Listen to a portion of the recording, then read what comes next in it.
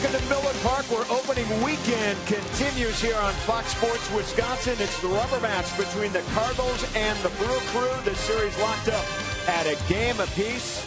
And our pitchers here this afternoon, it's Lance Lynn making only his third career start against Randy Wolf, who already has 127 career victories. So Randy Wolf, the lefty, out on the hill for the Brew Crew, trying to win this opening season series against the St. Louis Cardinals. Hi, everybody. I'm Craig Kashan. Happy Easter, and we appreciate you tuning in here this afternoon. Well, in case you missed it yesterday, an impressive first win of the season for the Milwaukee Brewers, and it all started on the hill with Zach Greinke. He looked about as impressive as you can get out there, pitching 7 innings of shutout baseball, 7 strikeouts for Greinke, and he had plenty of offense in support. Is Corey Hart healthy? You bet. A couple of home runs yesterday, his 12th multi-home run game of his career. And that set the stage for Ryan Braun. Did not need the home runs yesterday, but he came up with his first 2 hits of the season to a rousing applause. 2 doubles for the National League reigning MVP.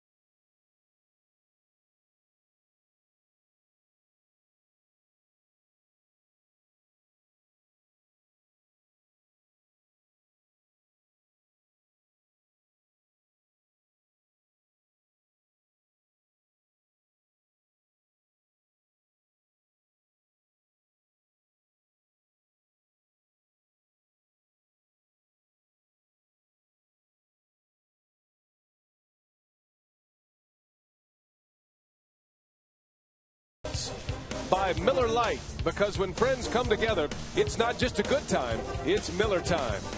By Toyota, when you choose Toyota, you get a lot for less. Toyota.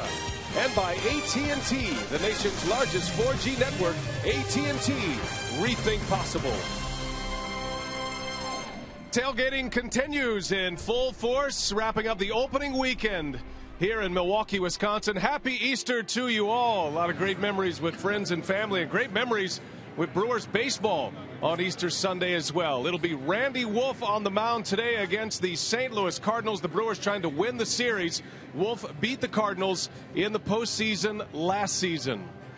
And hi, everybody. We welcome you from Miller Park. Brian Anderson along with Bill Schroeder. Happy Easter to you all. Hope you're enjoying this day with family and friends. And, Rock, now we get a chance to see Randy Wolf for the first time. He was a terrific pitcher for the Brewers last year, a model of consistency a season ago. Yeah, maybe the most consistent guy from the beginning of the season until the end of the season. 3 consecutive years for Randy Wolf of 200 or more innings. And when you look at his numbers throughout the year, 21 quality starts out of his 33, and you expect big things out of Wolf this year because he had a terrific spring. He's coming in the season with a lot of confidence. Randy Wolf in his 3rd season with the Brewers. Before we look ahead, we went back with Randy Wolf, and we asked him, how does the postseason last season impact this year's team?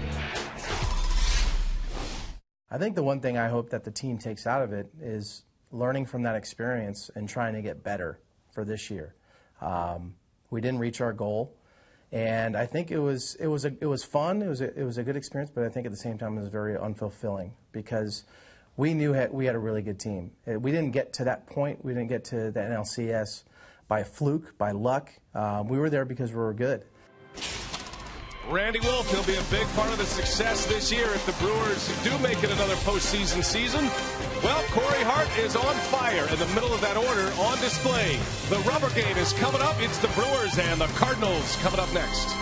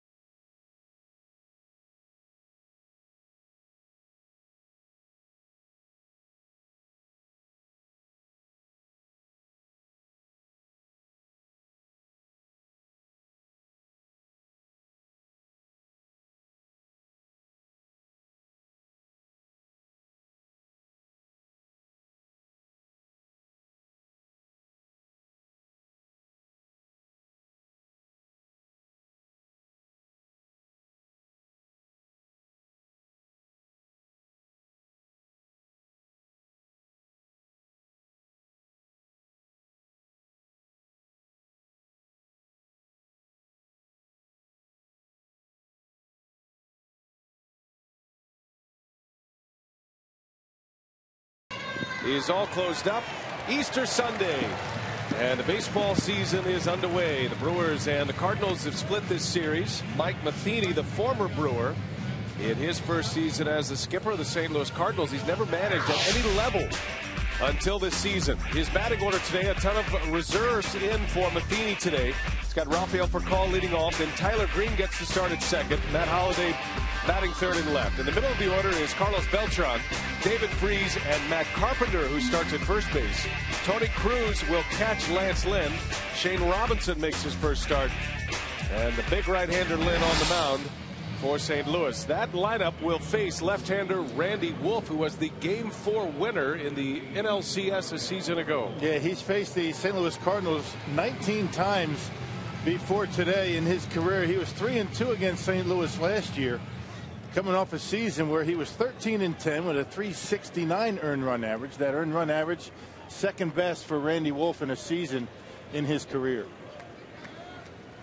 So Randy Wolf, with his victory in Game 4 of the NLCS, even the series at 2 games apiece. George Kottaras does the catching for Randy Wolf as usual.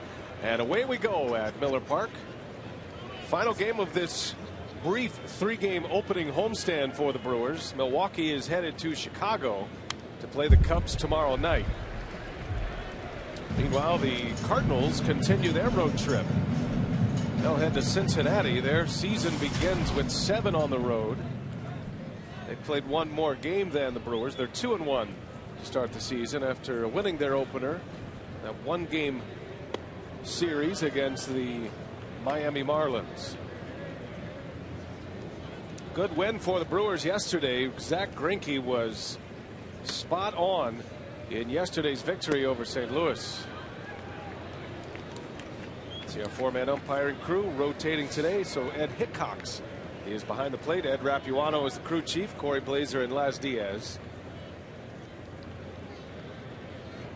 3 balls and a strike, 2 for Call, and he bangs one off the bag at second base. And that's how the afternoon begins for Randy Wolf. Let's check the Brewers defensively behind Randy Wolf today. The outfield is Braun, Morgan, and Hart.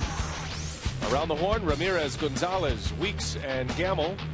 And Kottaras does the catching. Familiar battery for the Brewers, and Randy Wolf and George Kottaras. And the defense brought to you by Menards. And they have been pretty good. As usual, George Kottaras back behind home plate for Randy Wolf. The defense very good. Phil Milwaukee yesterday. It's amazing how good pitching and good defense is going to make you look good out there. The Brewers with a 6-0 victory yesterday.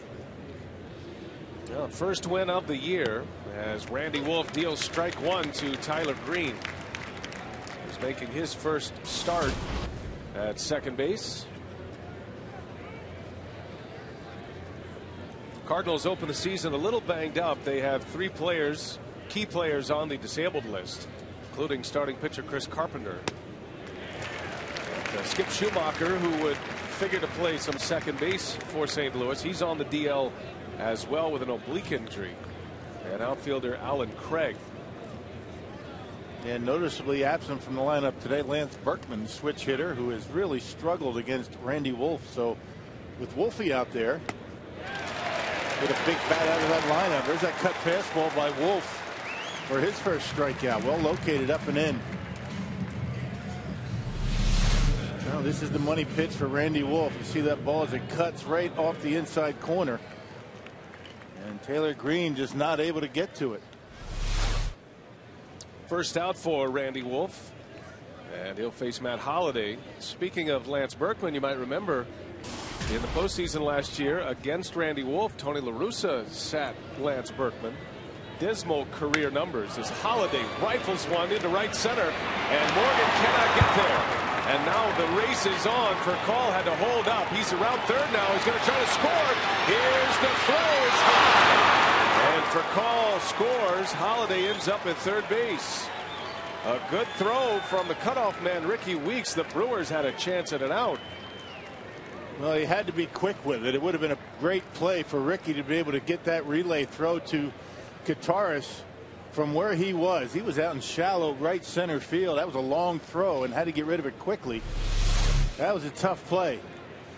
You could see Matt Holliday not messing around. Fastball right down the middle. Nigel Morgan almost able to get there, but Rafael Furcal, he never slowed down, and Matt Holliday gets to third base on the throw.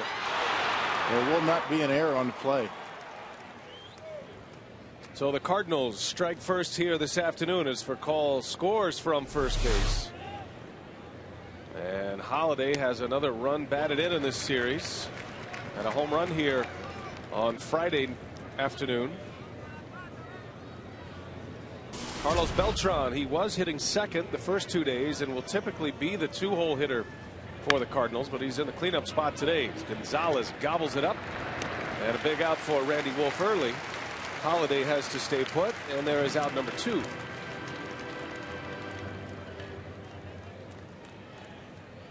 I think Matheny is a lot like Tony La Russa in the fact that he likes a little pop in the 2-hole, And for so many years, La Russa had a power hitter batting second, whether he was with the White Sox and Harold Baines, whether he was with Oakland, or of course with St. Louis. And he had Ryan Ludwig in that spot many times. And Beltran was in the 2-hole in yesterday's ball game, but with a left-hander, and Berkman out of the lineup. He wanted some protection for Holiday back there, so he goes from second to fourth. That's not a combination that you see all that often. Here's David Freese. What a start to the season he is off to. 7 for 14 at the plate. Has a home run, which he hit against the Brewers here on Friday. And he's driven in 5 RBIs in the first 3 games of the season. Yeah, just seeing the baseball very well. What makes him so tough is he's very good going to right center. Tough guy to pitch to. He's seeing everything pretty well. Hits it hard. Gonzalez makes a nice play and gets his man. Freese retired. The Cardinals score. And now the Brewers coming up for the first time against Lance Lynn.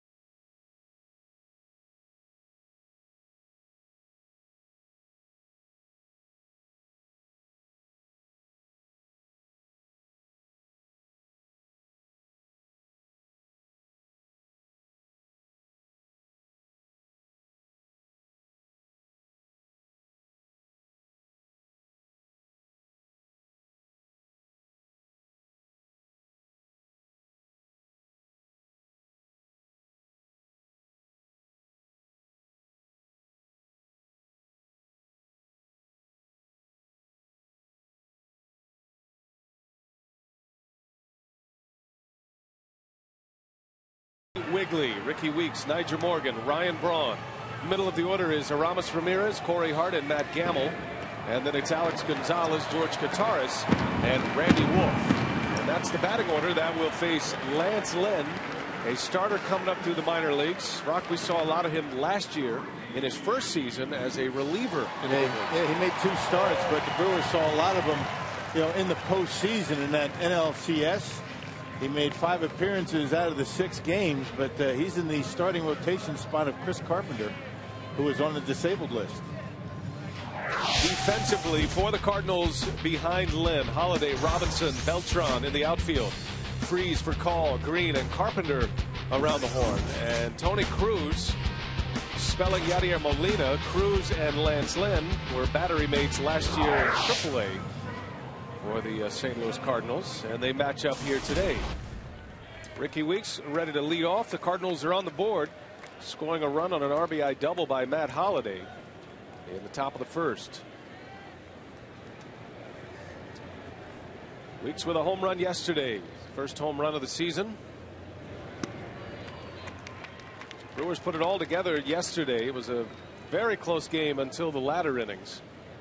And the Brewers were able to stretch it out to a 6-0 win.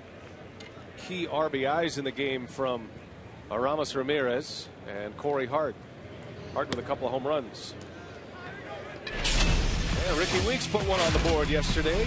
Rock, many expecting a 20-plus home run season from Ricky Weeks. If he's healthy, he could push 30 this year. Yeah, no doubt, at least 20, but nice short stroke for Ricky. Hits that ball awfully hard. Nobody hits the ball any harder than Ricky when he gets the bat head out. But you're right. I mean, a very good offensive day. That double by Ramirez with 2 outs to give the Brewers a little bit of a cushion yesterday. Things went well. It's amazing how well things look when you get pitching like Greinke provided yesterday. Weeks a 20-homer season last season, missing about 6 weeks due to an ankle injury. It's a good bounce-back victory for Milwaukee behind Zach Greinke, who was fantastic yesterday. Well, 7 innings, turned it over to Francisco Rodriguez, and Jose Veras finished it out for the Brewers. Got a lot of ground ball outs, no walks, 7 strikeouts for Greinke. And how about that? He has never lost at Miller Park. Still 12-0 at Miller Park. 2-2 to Weeks, and that one's on the inside corner. Ring him up, and right away you see a big fastball from Lance Lynn. Yep, that one 94 miles an hour right on the inside corner. He's got a slider and a curveball to go with the fastball. Pretty straight, but you put it right there with 2 strikes. Tough to hit. Well, Lance Lynn is one of the prized prospects out of that St. Louis system. He was the Cardinals minor league player of the year back in '09. Made his major league debut last year as he faces Nyjer Morgan. Man, he's a big boy. 6'5", 250. Only 24 years old. Got a big arm. He'll turn 25 in May. He's from the Midwest. He's from Brownsburg, Indiana.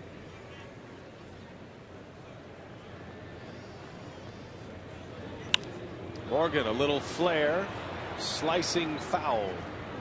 And it's quickly 0-2 to Nyjer Morgan.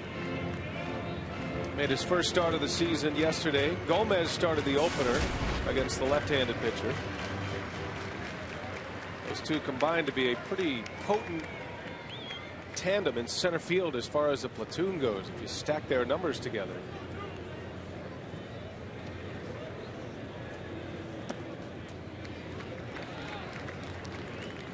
The eccentric Nyjer Morgan, one of the things he does on Sundays, wears the pant legs down to the shoe tops. He calls it his Sunday best. Not as eccentric this year, at least so far, as it was last year, right? So far is the operative word there. Right. Broke his bat, it sounded like. Frees up with it, makes a play for out number 2. And that'll bring up Ryan Braun with 2 away. He swung the bat well despite an 0 for 5 on Friday. He bounced back yesterday, had a couple of hits. Jumped on Wainwright for an extra base hit, his first hit of the season against Adam Wainwright. And then Braun drove one to the wall. I think you're going to see a lot more pulling of the baseball from Ryan Braun. You know, pitchers attack him on the inside corner. Man, both of his hits came on breaking balls. Both pitches up in the strike zone, and Ryan able to get the bat head out. I don't think anybody too concerned about Ryan Braun and his offense. 0 for 5 on opening day, but hey, so what? Yeah, and he had 2 lineouts in that 0 for 5. John Jay made a great catch to rob him of extra bases. National League MVP a season ago. 33 homers, 111 runs batted in. And Braun rips one right center. A base hit. So Lynn tried to pound him inside, and Braun just shot it the other way, an inside-out swing. Yep, 88 miles an hour. Looked like a slider that didn't do much. And Braun able to just stay right back on it. It was a breaking ball. Still 88 for a slider is not bad. And Ryan able to pull the hands in and shoot it into right field. That's a big league swing. That's how you hit 330. And that'll give Aramis Ramirez an at-bat here in the first, as Braun is at first with a big lead. Looks like he wants to run. This would be a day where the Brewers would take advantage of the Molina-less Cardinals today. Now, Tony Cruz throws the ball well, but he's no Yadier Molina. Well, nobody is. And Lance Lynn, a big guy, normally takes a little bit longer to get rid of it. You take your shots, you pick your spots, and you steal some bases perhaps today. Braun's got a big lead and was leaning, and Lynn makes sure he keeps him as close as he can. Yeah, you would figure a guy 6'5", 250 pounds is not going to be very quick to home plate all the time. Every now and again, I'll give you the slide step. There's Yadier. Base runners like to see him in the dugout. Get him a day off.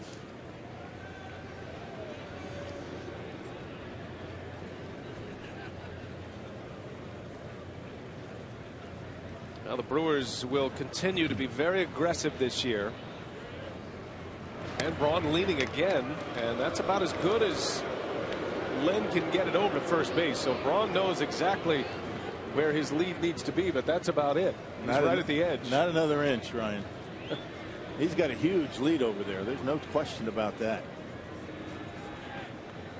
This is when a cleanup hitter like Aramis Ramirez can really feast on a pitcher, paying a lot of attention to a stolen base threat, and he finally got it. Braun was leaning, and Len picks him off. Took a little too much, and the inning ends at first base with Ramirez still at the plate.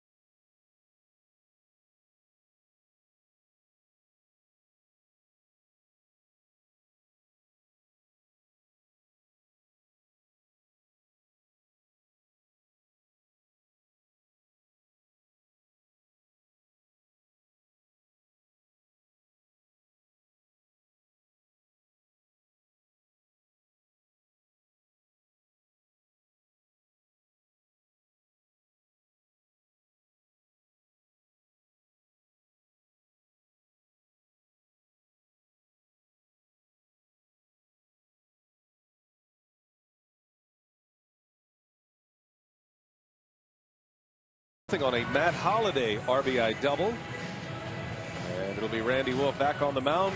He'll face Matt Carpenter to start it, a left-hander in the starting lineup for a Mike Matheny lefty on lefty matchup. Carpenter getting the start at first base for Lance Berkman.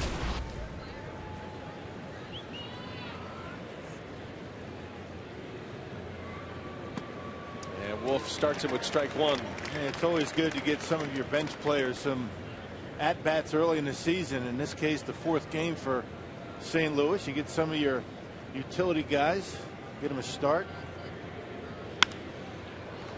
In the air to left for Braun, routine for the Brewers left fielder, and Wolf retires the first man he faces.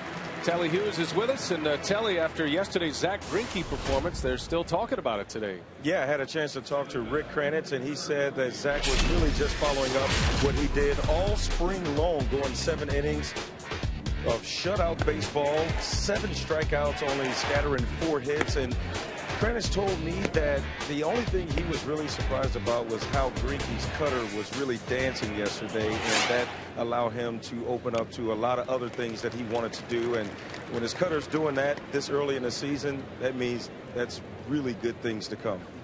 You know, Telly brings up a good point with a cutter, because we saw it all spring, and it's a new pitch for Zach Greinke. It's a refined pitch for him, I guess is the best way to put it. But it changes things for him. He had great command of everything else. He still throws a slider. I think the question is, can he maintain all of those pitches? Yeah, I don't see any reason why not. I mean, the cut fastball is not a pitch that, you know, takes a lot out, even a lot of practice. You know, it's all about finger pressure, that cut fastball. But, you know, Greinke's slider, more times than not, is more a put-away pitch, not designed to be thrown for a strike. So you get that cutter, it adds another element, a little bit of a wrinkle in a pitch that's very similar to a fastball, but it's not as straight. So when you have two basic fastballs, one that's going to move a little bit more away from right-handers, then you have the slow curve, and then you have your strikeout pitch, the slider. I think that's an easy pitch to add to your repertoire. I mean, if you're going to add a pitch, cut fastball is a relatively easy one to add. And it seems like that the addition of the cut fastball, and we saw it all spring from Zach, he'll still get his strikeouts, and he had 7 yesterday. As Robinson sends one down the left field line and foul.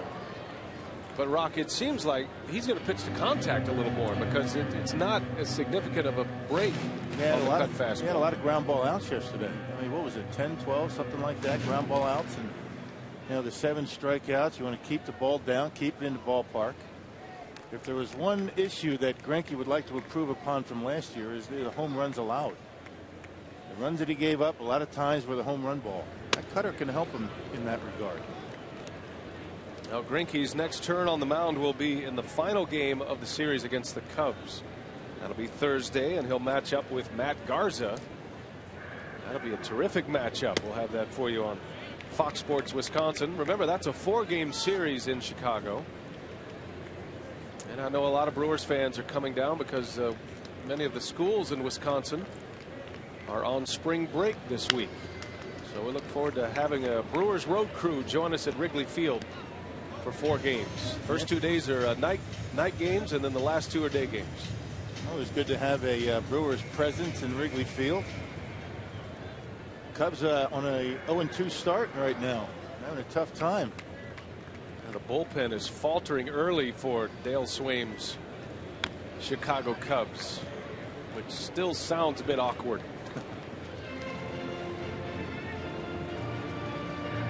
Dale Swaim, Chicago Cubs, and Mike Matheny's St. Louis Cardinals. Had a nice chat with Matheny today. Very humble guy and relies on his coaches for a lot of advice.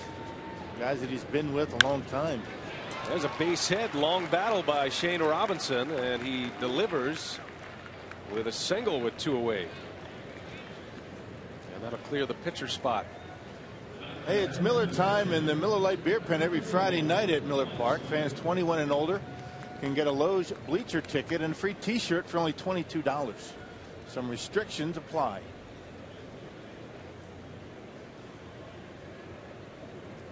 Yeah, good crowd today on an Easter Sunday.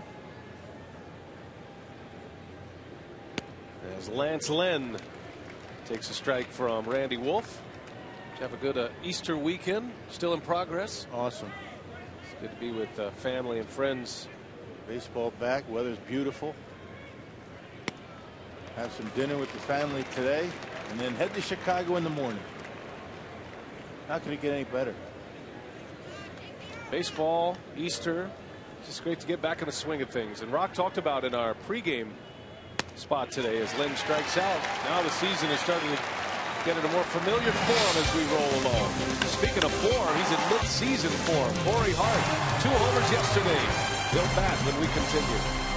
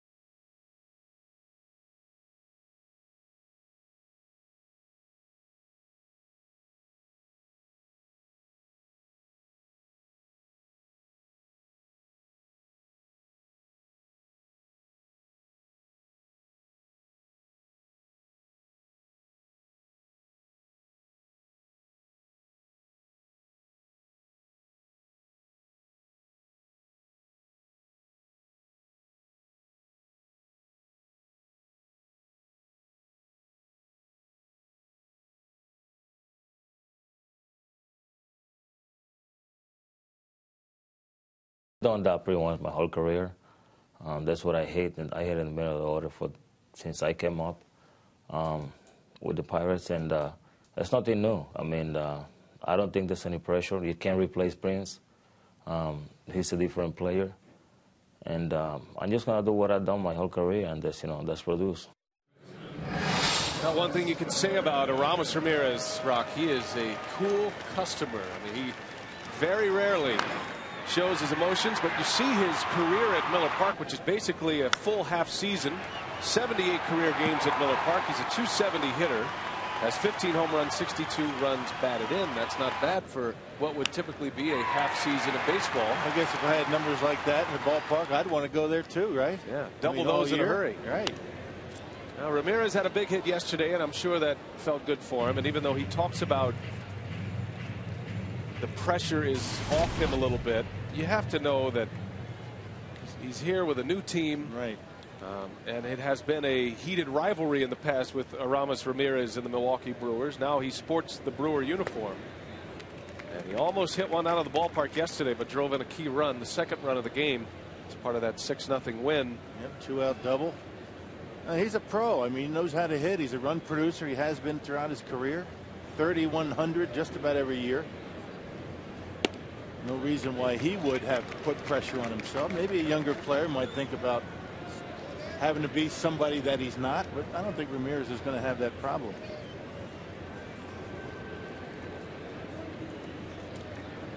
Now, Ramirez was at the plate when Braun was picked off. Let's see the official score on that play. I'm assuming it will go as a caught stealing. Braun did break towards second, but could be wrong. Could be a straight pickoff. Ramirez was at the plate, and Braun was itching to run to try to get himself into scoring position for Ramos. 2 balls, 2 strikes on the Brewer third baseman, and Len strikes him out. That's been a good spot for him. Both of his strikeouts have come on that inside fastball. Yep, down and in, a little bit of a wrinkle to it, a little bit of a sink perhaps, a little tail. Powerball home run count is at 2 for Corey Hart. He hit both of them yesterday, and they were no doubters. He tallied about 850 feet of home runs yesterday in that Brewer victory over the Cardinals. Who needs spring training? It's overrated, right? 2 spring training games at the major league level. Now, Hart did play in some minor league games, and that probably was a good way to do it. Hart led off every inning of the minor league games he played in, so he was able to get 4 at-bats in a short amount of time in 4 innings. Why waste the base hits, right? Well, if you get 2 games under your belt and start out like Corey Hart, why not? Everybody should do it, right? Yeah, remember, he homered in the exhibition game against the Arizona Diamondbacks, so he has been on a home run binge. He has surfaced on the big league ballpark. Yeah, he hits them in bunches. I mean, he'll go a while without any home runs, but he's a guy that can give you 5, 6 in a week.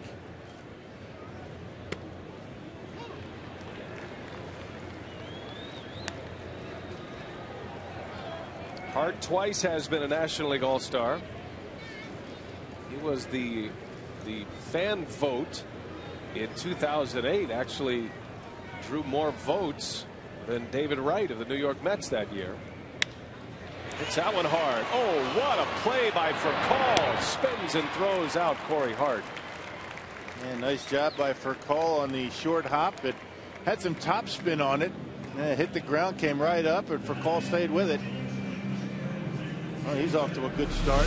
Not just at the plate, but a piece of hitting by Corey on a curveball. And check out that hop. Furcal grabs it as it goes by him and makes the throw. That's a nice play. Good hands. It's been a fun series watching these 2 veteran shortstops, Furcal and Alex Gonzalez. Here's Matt Gamble.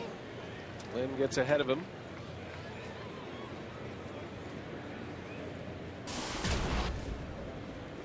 Gamble is 2 for 8 in the series. Had a couple of hits in the opener on Friday.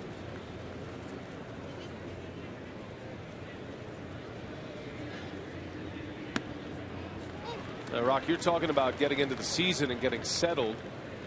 And you look at a guy like Matt Gamble as the one who will benefit from that the most. Got a road trip coming up. And now that he's the everyday first baseman and doesn't have to look over his shoulder, you hope Gamble responds with a big year offensively. He's typically been a slow starter throughout his career in the minor leagues. Don't know how that'll translate to his major league career. As Lynn strikes him out, 95-mile-an-hour heater. He's dialing it up early.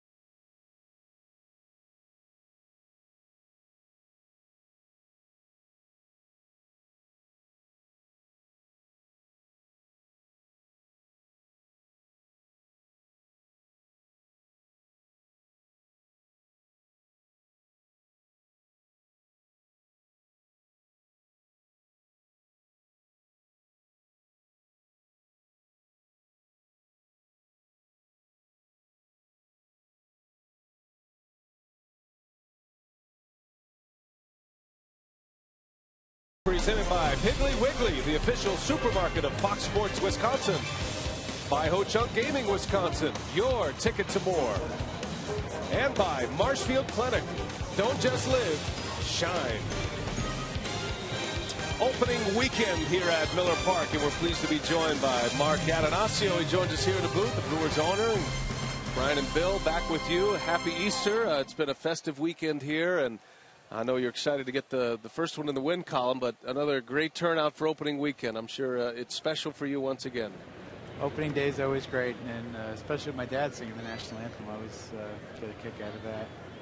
He nailed it again. He just keeps bringing it. Keeps getting better, right?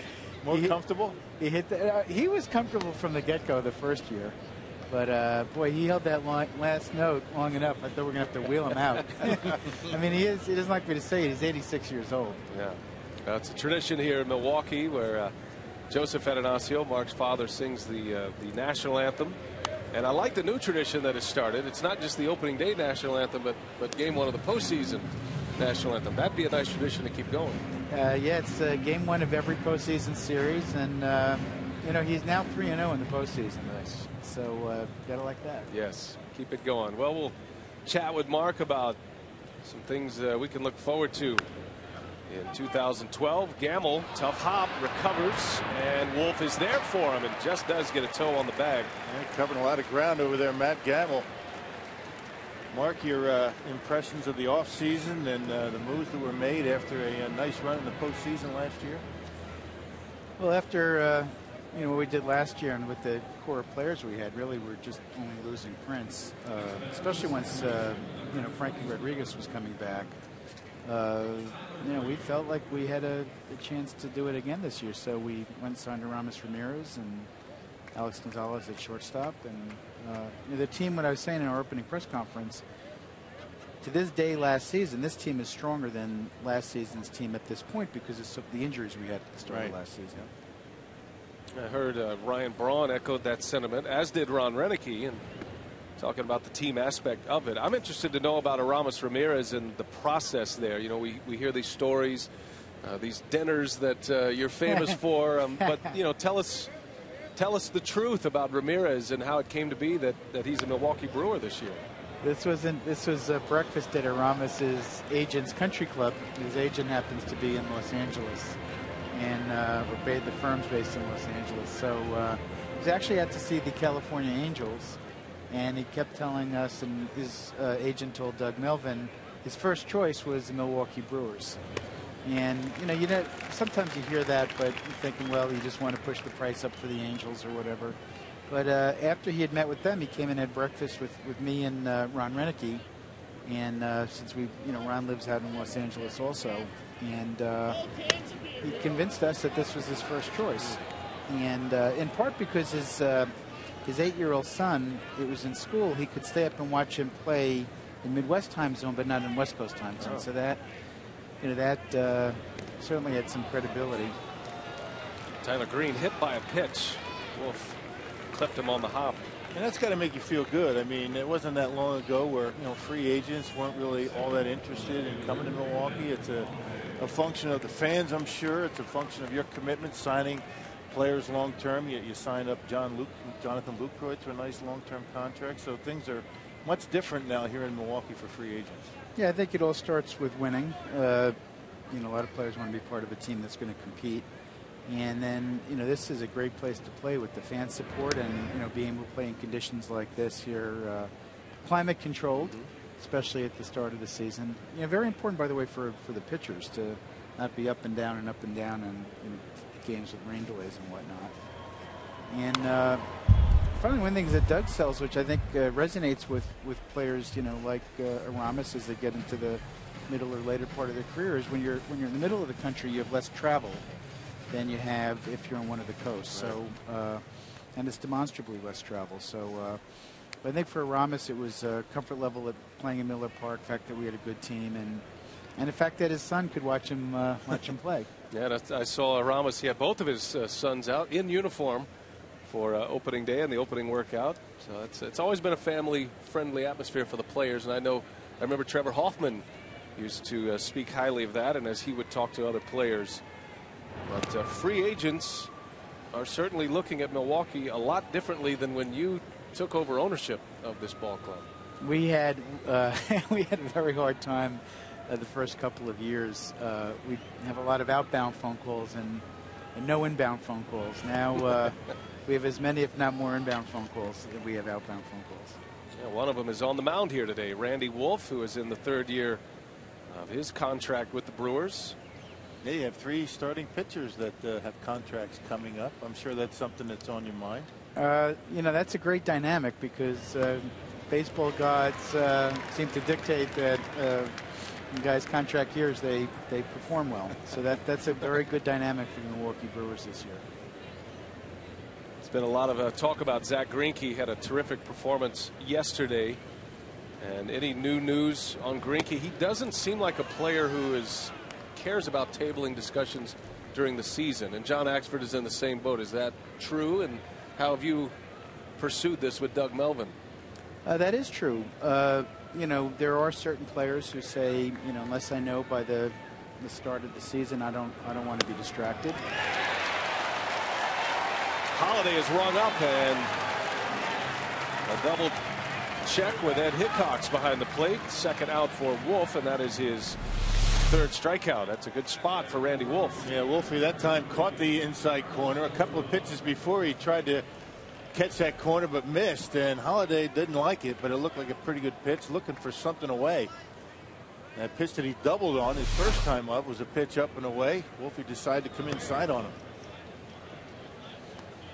So to get back to Zach and John, they did not set a deadline like that, and really those kind of deadlines are fine in terms of setting priorities and we're getting people to focus, but we're all focused, and I don't think you want to drag it all the way into the summer or anything like that.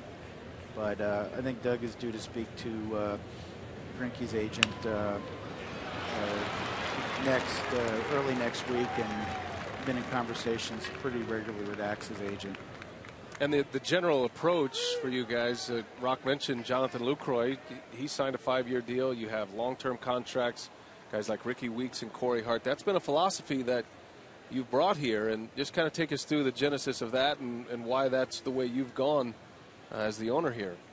Yeah, that's a different philosophy than a lot of other, smaller and smaller mid-market teams that, employed. Most of them had gone in the other direction. As soon as a player got to like his 4th year in arbitration, they would try to recycle and bring in younger players. We felt like what made our team so good was its core of young players, and so why would you let them go? Corey Hart, Ricky Weeks, Giovanni Gallardo, obviously Ryan Braun in left field, who we're committed to through 2020. Now Jonathan Lucroy, and really we try to get as many guys as we could signed up here because they're great players and they all like being here. Faces of the franchise, and you see their images around the ballpark. You see banners. And for so many years here in Milwaukee, you're trying to figure out who are going to be your starting 9. Now you have recognizable faces. Giovanni Gallardo is another guy that's in a long-term contract. Fans are responding well. Well, and we, we're finding now, for example, in the fan zone store that the fans really want to get Lucroy jerseys because they know he's going to be here for a while and he's a popular player. In fact, I was talking in the clubhouse the other day and how everybody says, telling him that, so everybody says, Luke. Said he wanted to make sure they weren't booing him. Right. That's right. Mark Atanasio joining us here in the booth. Randy Wolf pitching with 2 on and 2 away. Yeah, as you look around the ballpark, Mark, it doesn't seem like a whole lot is different other than the infield dirt. I walked in here on Thursday and said, my goodness, the infield dirt is completely different. I mean, how did that come about? Yes, our groundskeeper came up with a different mix. It photographs better on TV, although I don't think that's the reason we went with it. Randy Wolf strikes out David Freese. And finally, the hottest Cardinal is retired. More with Mark when we continue. The Brewers are coming up.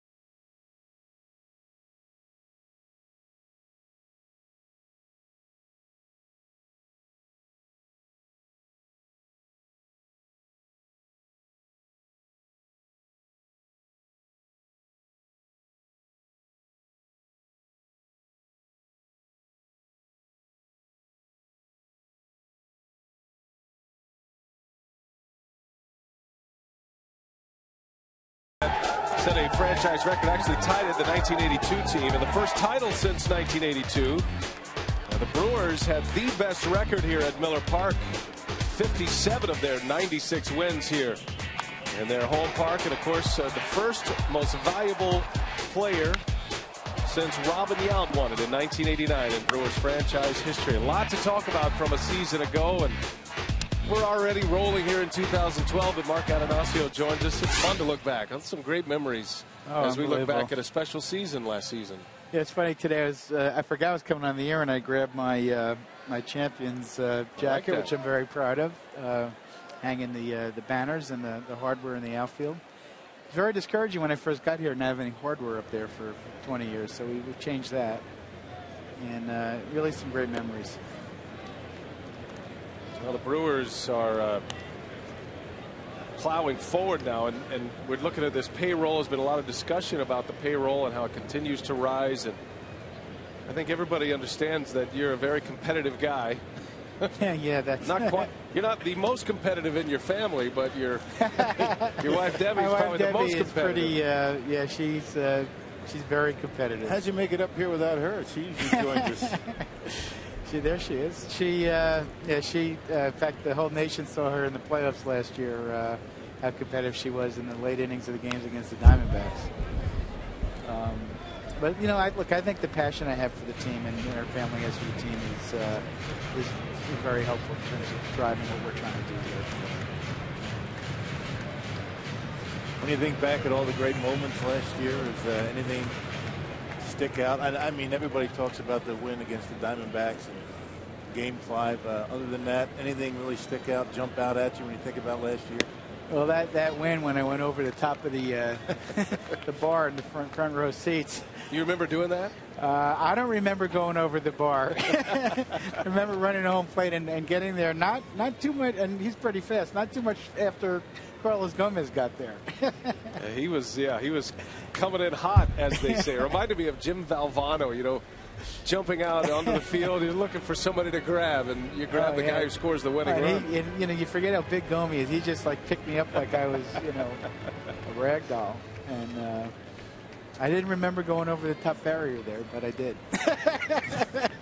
And security allowed you to go right out on the field, no problem. As Alex Gonzalez in the foul territory, playable. And there is out number 1. Gonzalez retired.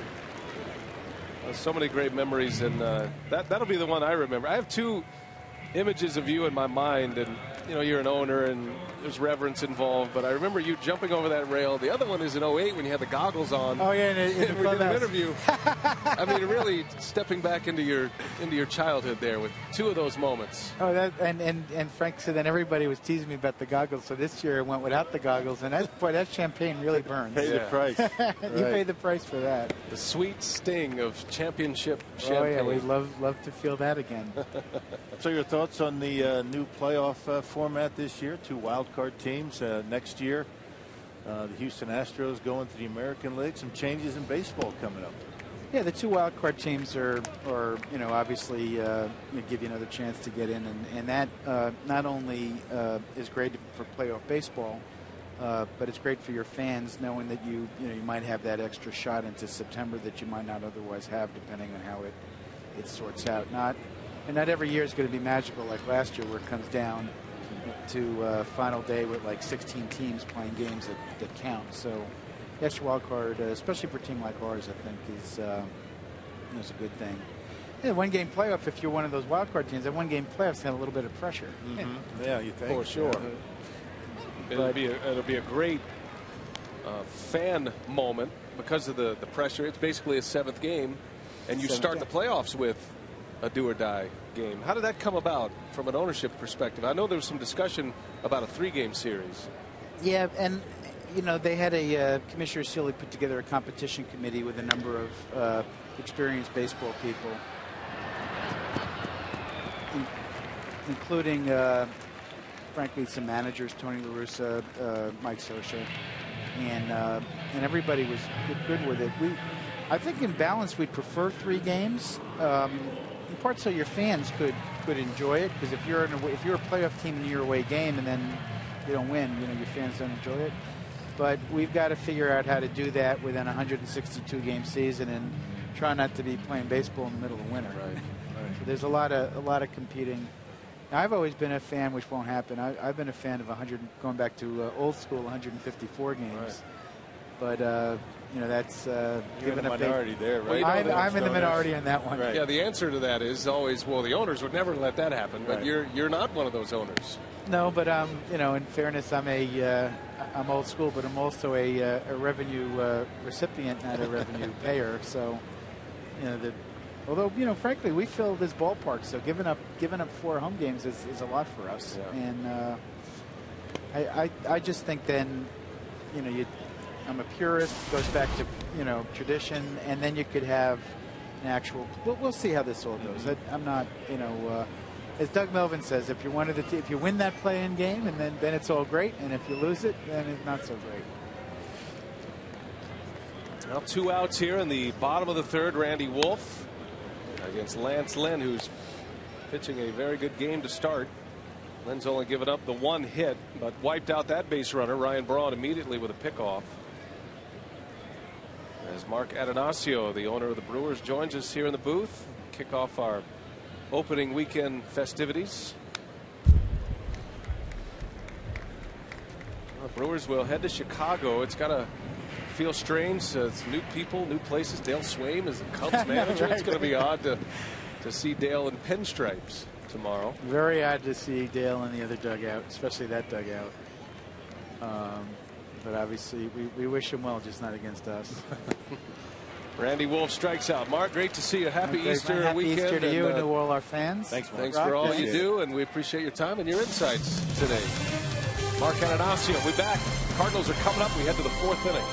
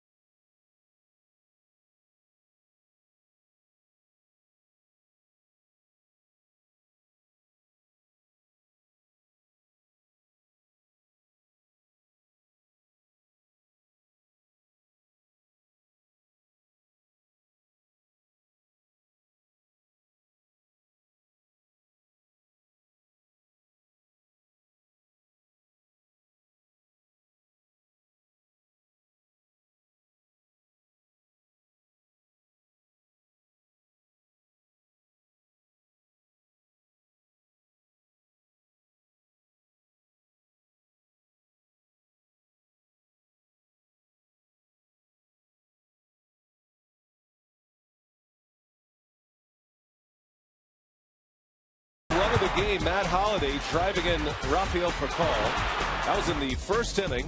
RBI double for Holliday. Randy Wolf has picked up 4 strikeouts. Got out of a jam in the 3rd. Meanwhile, Lance Lynn has faced the minimum. He's given up 1 hit, but he wiped out Ryan Braun on the bases after that hit and has 4 Ks. Does Lance Lynn. He is impressing in his first start of the season. Now Wolf back on the mound. And it's going to be Matt Carpenter to lead off for St. Louis. 1-0 Redbirds in the rubber game of this 3-game set. Cardinals won Friday in convincing fashion. The Brewers returned the favor yesterday with a 6-0 win behind Greinke. That's good to visit with Mark, and he's certainly a man who has a lot on his plate. And it's always interesting talking to him about some of the ownership decisions, and he is unusual in that regard. Right, and, you know, for example, he's against a 162-game season. He would prefer a 154-game season. I'm not sure how many owners are on the record with that. Maybe one. Mark, yeah. I mean, that's kind of a surprise, but you can see where he's coming from. You know, you make that play-in wild card game, a 3-game series, and you're not playing, you know, into November. Took over the franchise in 2005, and the payroll has climbed steadily since, from the $30 million range to now up over $100 million. Carpenter strikes out, and that is number 5 for Randy Wolf. And by the way, that leads us to our carsoup.com email the booth question. Kim wants to know, what are your opinions of the new playoff format this season? Kim in Green Bay. I think we're both for it. I think it's going to be exciting to have that extra playoff team, and certainly that 1-game play-in for the wild card going into the regular playoff scenarios is going to make a big difference as to who they're going to have available to pitch in the NLDS and the ALDS. So it's going to be a lot of fun. I feel it protects the division winners and it diminishes the wild card winners by a step as Gonzalez makes the play on Cruz for out number 2. And what I mean by that, instead of one wild card team going into the postseason, perhaps with the ability to set a rotation and prepare for that next series against the best record, now they're going to have to play a game, and you're going to go in less than 100% into that next round. And that's what I mean by protecting the division winners. Right. So if you don't want to have to go through the one gamer, then win your division. And it's tough enough for a wild card team to get through the playoffs and win the World Series like the Cardinals did, because you never have home field advantage, except of course for the Cardinals last year, right, because of the winner of the All-Star game. That league is to have the home field advantage, but it's tough to do that on the road. I mean, you have that disadvantage for at least 2 series. I think the other layer to the extra wild card team, now there will be 5 playoff teams in each league. That is going to open up playoff potential for a number of other teams, which I think is going to limit the trade activity. As we get to the trade deadline, more teams are going to be willing to keep their players. And I think that's good for the game as well. I think, you don't want to have so many players changing jobs, and only the teams that are out of contention, I mean, way out of it, are going to be willing to trade their players. I think it would open up probably 4 or 5 more teams who would have an outside chance of making the postseason. So obviously they're going to want to keep their players, their star players. And that might be a good residual effect of the extra wild card team. Well, then you have next year the Houston Astros going to the American League, and Commissioner Selig's always looking to shake things up.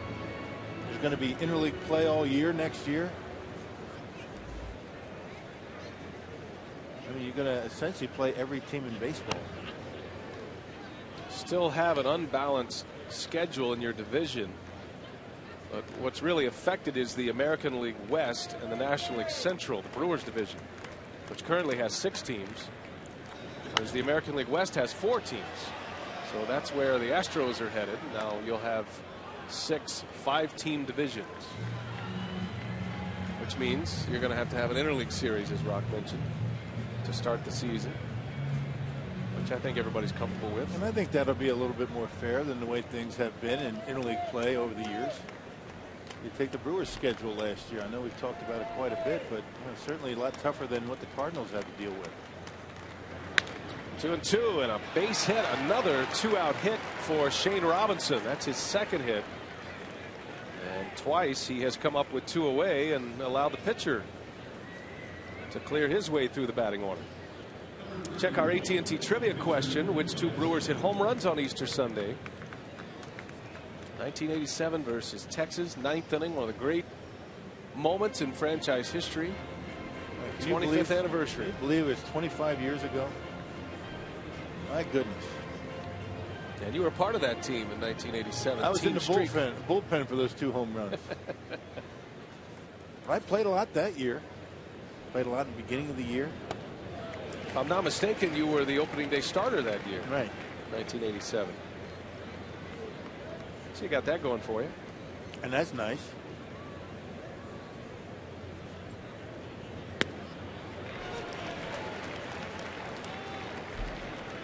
"25 years ago." Man. You've been around. What were you doing in '87? I was in high school. So getting my learner's permit, I think. Right.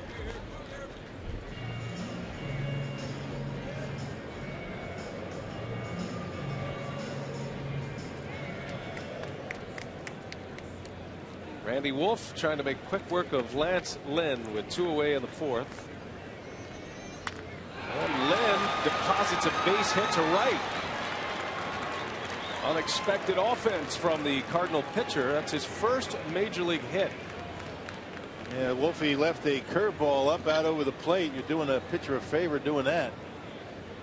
And Lance Lynn just sticks his bat out there and dumps it in front of Corey Hart. You can see where that ended up. Pretty good piece of hitting by Lynn. Reaches out. You can see it was up, and he would get his first big league base hit. And it is in the possession of Adam Wainwright, which will probably lead to some fun later. Cardinal bench was trying to get Randy Wolf's attention, or the umpire's attention, to get that baseball. Well, now Wolf continues here in the fourth. It's a time-honored tradition. You get your first major league hit. It's very well protected. A lot of times teams will get a fake and they'll dirty it up. They'll write things on it, cut it up, have their way with it, and then present it to the player. And then broken bat, little blooper in the right. That's what they'll write on it, but that's not the real ball. Little jam shot to put a Band-Aid on it. And a number of other things that we can't mention here on the broadcast from time to time that they'll put on that baseball. That's what they like to do, because if you have, kind of that kind of bad language on a ball, you can't display that on your mantle, right? I get it. Yeah, your grandchildren want to, they'll be offended by such a thing. Everybody's wise to those antics, though. They don't work anymore. There's a good fastball from Randy Wolf. 2-2.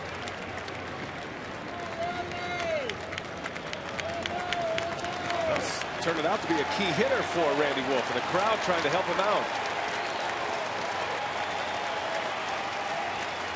Rafael Furcal is 1 for 2. He scored the lone run back in the first. Holiday drove him in with a double.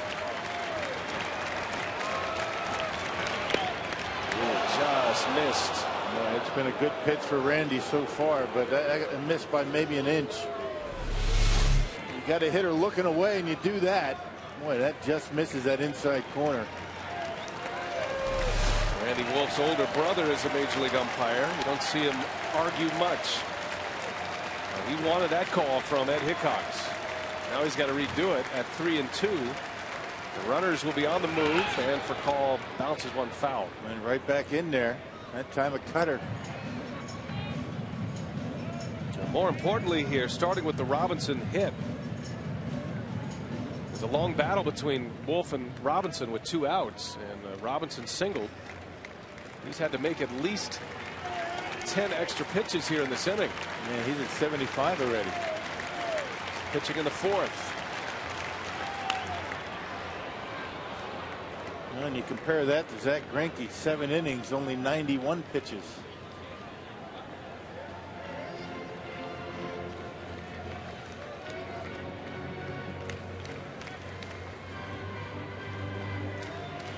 Greinke was a model of efficiency yesterday.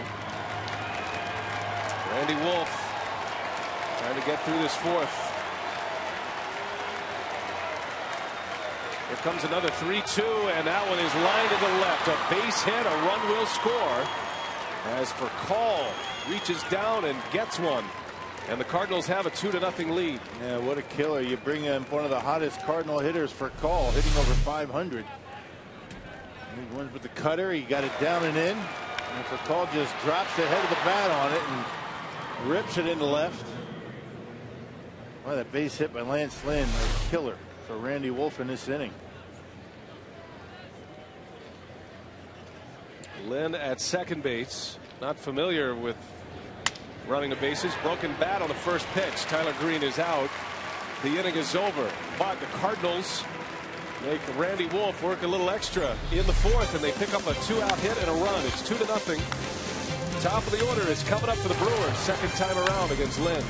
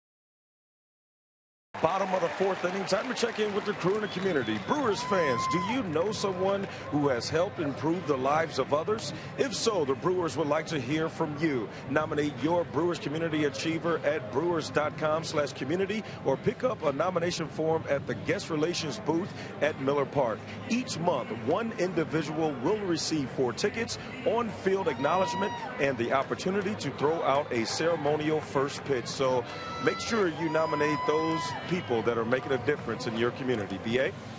Okay, Telly, thank you. As we move along to the bottom of the fourth inning, and let's go back to our AT&T trivia. Which 2 Brewers hit home runs on Easter Sunday at 87? And if you guessed Rob Deere and Dale Swaim, you're right. What do you win? Dale Swaim, that was a walk-off. That was the famous Easter Sunday home run. And the Brewers will see Dale Swaim tomorrow, opening up a series with the Cubs and the new Cubs manager. It's one of the iconic images in franchise history. Dale Swaim's Easter Sunday home run. Yeah, 13-0 start. That was a good year for Milwaukee. Started out 13-0. Nate was his no-hitter. Molitor's hitting streak that started right after the All-Star break, 39 games. We won't mention the 12 losses in a row in May.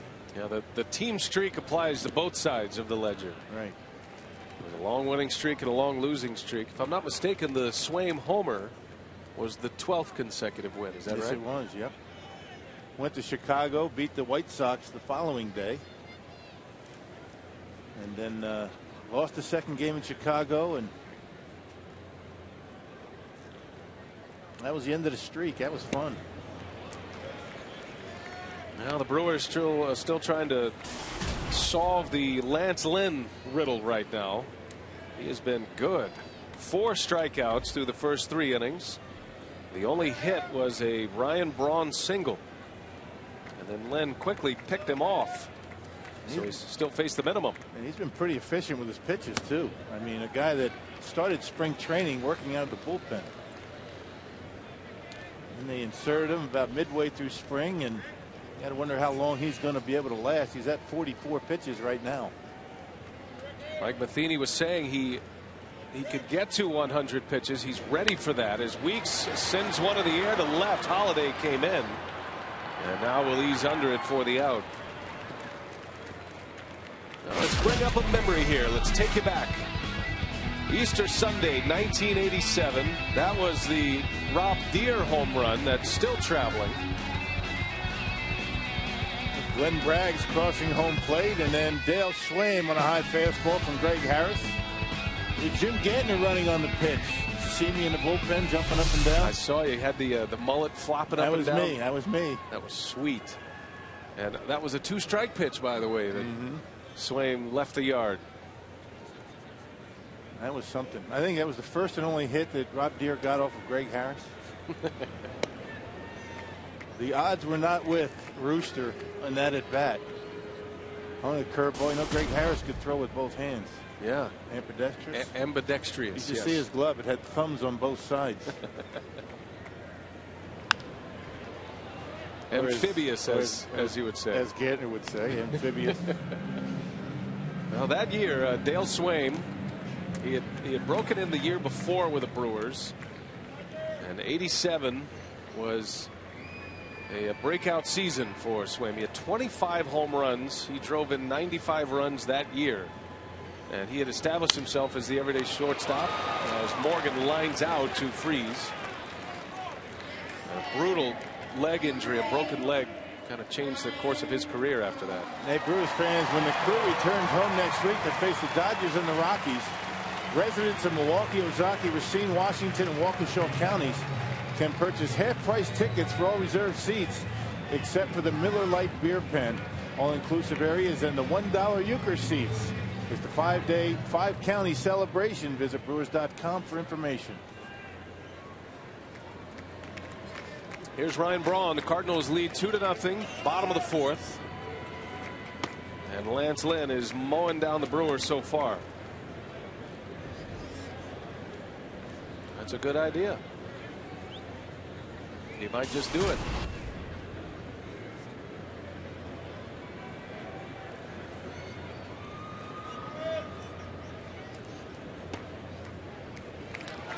It's rare you see a Brewers highlight from the 80s without Molitor or Yount.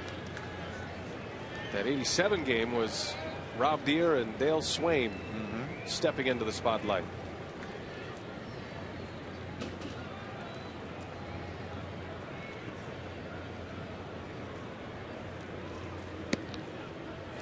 I'll tell you, it was a very streaky ball club in '87, but at the end of the year, I don't think any team would want to play the Brewers of '87 in the playoffs. I mean, Brewers ended up third in the division that year. Yeah, no wild card back in those days. I mean, we were playing as well as anybody. I mean, playing good baseball, hitting, pitching. And just weren't able to get it done. That 12-game losing streak was a killer. I mean, to say the least. Braun has it in a hitter's count. Lynn hasn't fallen behind many, and he challenges him with a fastball. 2 balls and 2 strikes on Ryan Braun. Boy, Lynn has good stuff. And everything hard. He's thrown a couple of breaking pitches, but that one out of the strike zone. Braun a little bit over anxious on that pitch.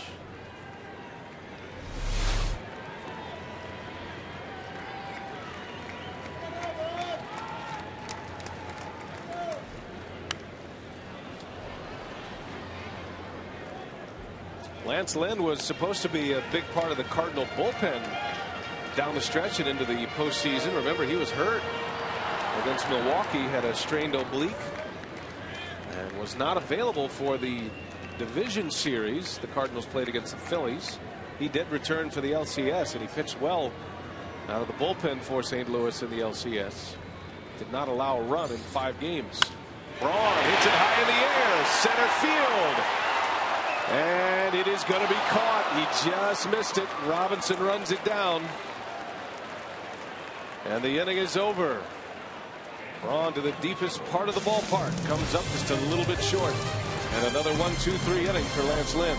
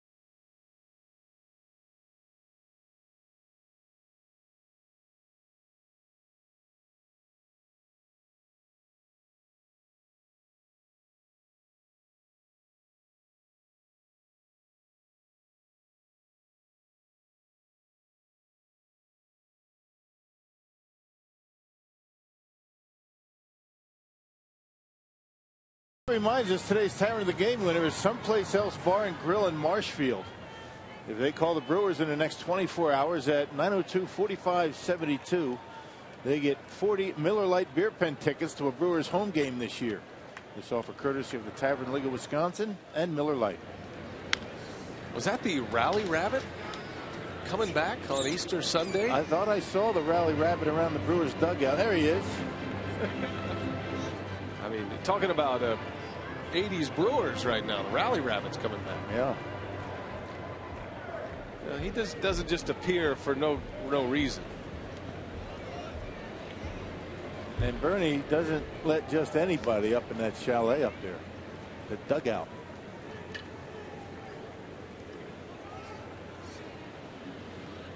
Great look from on high. That just makes you nauseous, doesn't it? Telly's been up there. Sure, Telly's up for a slide this season. I've been up there with every intent of going down the slide, but chickened out. The walk of shame. I did. I went down those stairs. I was completely embarrassed. But the fear of going down that slide, you know, when you're standing up there and you're looking out, you don't see a slide. There's nothing. Yeah. I couldn't get beyond that. There it is. Look at that. Look how steep. And a guy my size, you know how much speed I'm going to pick up?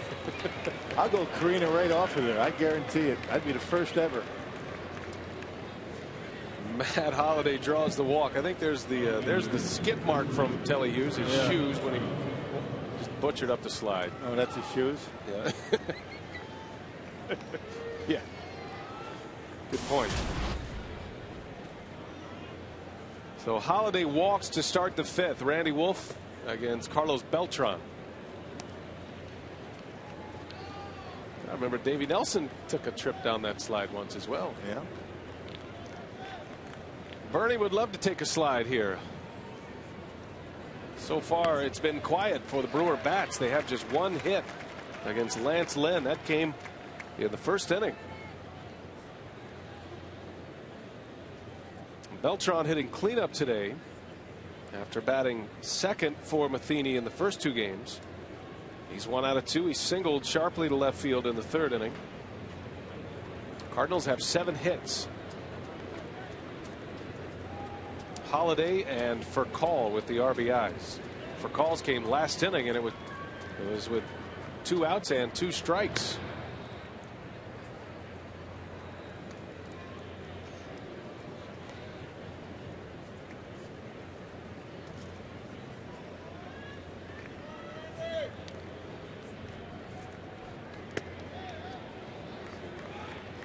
On these last couple of innings, Randy Wolf has not been able to find that inside corner. That's such a big pitch for him, especially with his cut fastball. Yeah, but the nice thing is, I mean, the good thing is when he's missing in off the plate. You don't want to miss with that pitch over the plate. Those are the ones that get hit pretty hard. So if you're going to struggle with that, miss inside. Wolf is always trying to combat hitters leaning out over the plate. He has to have control of the inside corner so he can do his best work on the outside corner of the plate against a right-hander. Yeah, you get him thinking inside. It really opens up that curveball, the little two-seamer that he throws, his changeup. If you can't establish that pitch in, you know, hitters aren't going to think about it a whole lot if you're not throwing it for strikes. He'll lean out over the plate. Coming back in there, and Beltran sends it to left. That's the second time he has pulled one through the hole. And a shaky start to this fifth inning, a walk and a single. You can see George Kataris. He wants that pitch on the inside corner. Watch where it ends up. Out over the plate. Wolfie has not been doing that. He's been missing inside. So in an attempt to, you know, adjust his sight line to try and catch that corner, he leaves one out over the plate. And Beltran able to hit it into left field. Right off the end of the bat. That's the way it goes sometimes. You know, when you're going well and you're pitching well, that turns into a 6-4-3 double play or a 5-4-3 double play. It's just such a fine line when you try and come inside. That's why a lot of pitchers, you know, don't even try and do it. Slow curveball banged up the middle of base hit. Holliday around third. He will score. And David Freese just keeps it going. This guy is off to an unbelievable start. That is his 6th RBI of the season. Well, didn't hit it very hard, but, you know, Randy Wolf left the breaking pitch up in the zone, and Freese jammed himself, but got in a pretty good spot. Drove it right back through the middle. Everything he hits is finding a hole. He's hit some boomers as well. He had a long home run here against the Brewers. So Freese drives in a run. It's now 3-0 St. Louis. 2 on, nobody out. And Ron Renicky gets the Brewers bullpen heated up. Here's Matt Carpenter. This is a key spot in the ballgame. The Brewers cannot afford to go down any more than this. Mike Matheny went with his reserves today. A few spot in the batting order as Estrada begins to get loose. And this is the part of the order where the reserves are in. Carpenter loses the bat.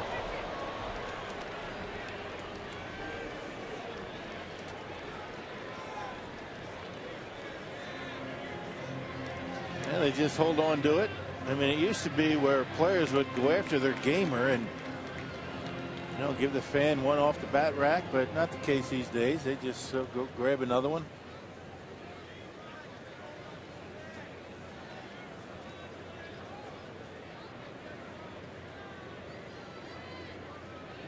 Wolf could use a ground ball here. Carpenter pops it up in foul territory. About the numbers here for David Freese. Going back to last season to finish the regular season, then into the postseason where he set records. .406 batting average in his last 30 games. Well, he's got all the ability in the world to be a good one and one of the best, but he just has not been able to stay on the field. He's never played a season where he's been able to stay out there 100 games. Ball and 2 strikes, and Wolf misses. 2-2.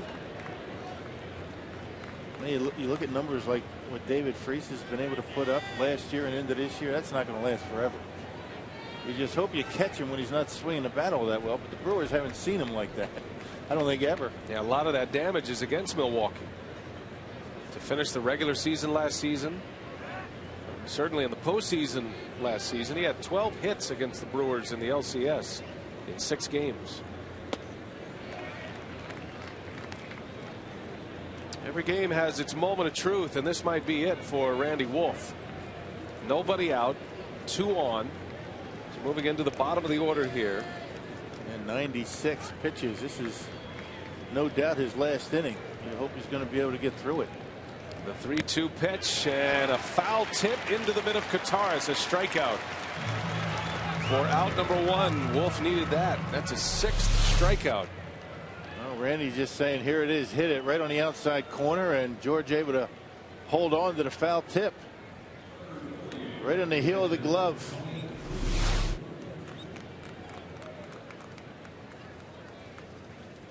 Well, now it's Tony Cruz. And you know Wolf is thinking about the ground ball to get him out of this inning. Cruz, the backup catcher, he's 0 for 2.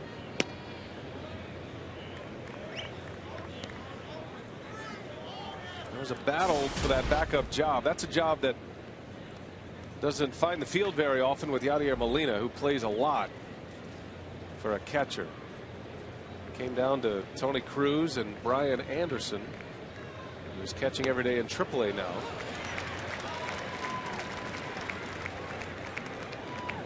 Yeah, this is where you need the ground ball, but Randy Wolf has not been able to get too many today. Get your ground ball and double up the catcher.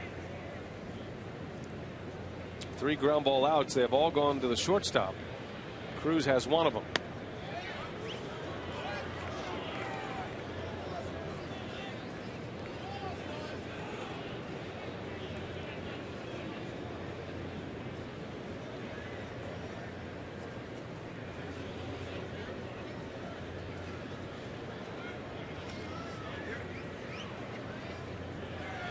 Cruz will pop up, long run for Weeks, and he's got it for the out. Out number 2 for Randy Wolf. Hey, a reminder, Saturday NASCAR is on Fox. They head to Texas. They go under the lights in prime time as defending champ Matt Kenseth will lead the world's best drivers to the Great American Speedway. Fox Sports proud to bring you exclusive coverage of the Sprint Cup Racing Series presented by Farmers Live from the Texas Motor Speedway, Saturday 6 p.m. Central, only on Fox.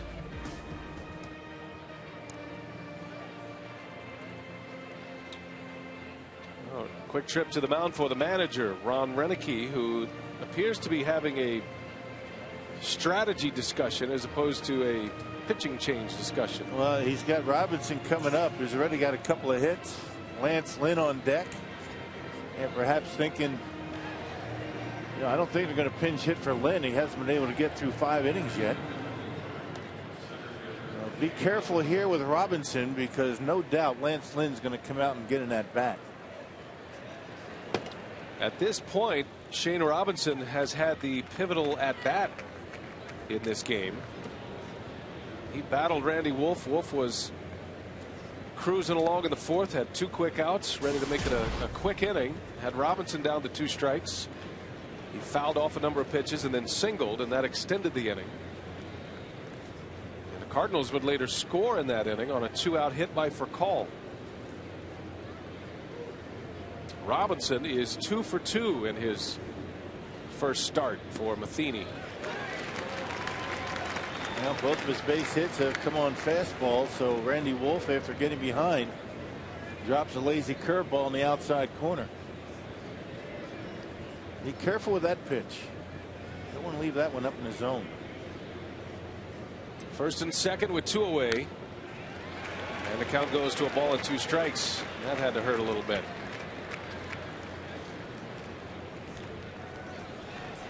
Robinson was a late add to this club. The injured Alan Craig still on the DL after knee surgery.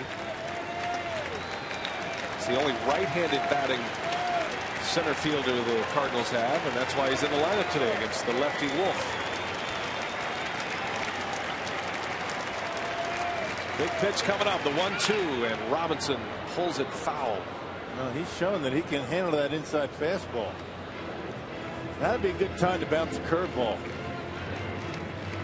Speedy's bat up inside and slow it down with something around the ankles. Question is, can Randy at this point, he's over 100 pitches, has to be getting tired.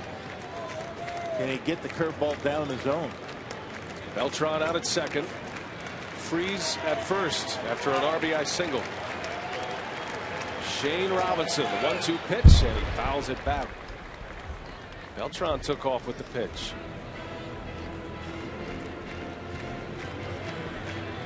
Interesting that Beltran ran, Freeze did not. Well, probably because if Freeze runs, the Brewers are just going to walk Robinson and force the hand of Mike Matheny sending up Lance Lynn.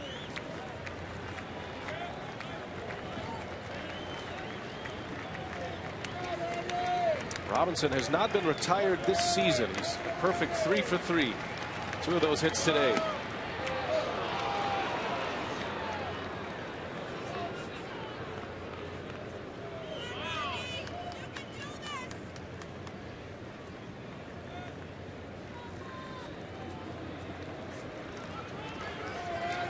He has seen a ton of pitches. 20 so far in his 3 at-bats. And down he goes. A slower than slow curveball. Randy Wolf changes the pace on the breaking ball to Robinson. Gets out of the inning. Cardinals score. It's 3-0.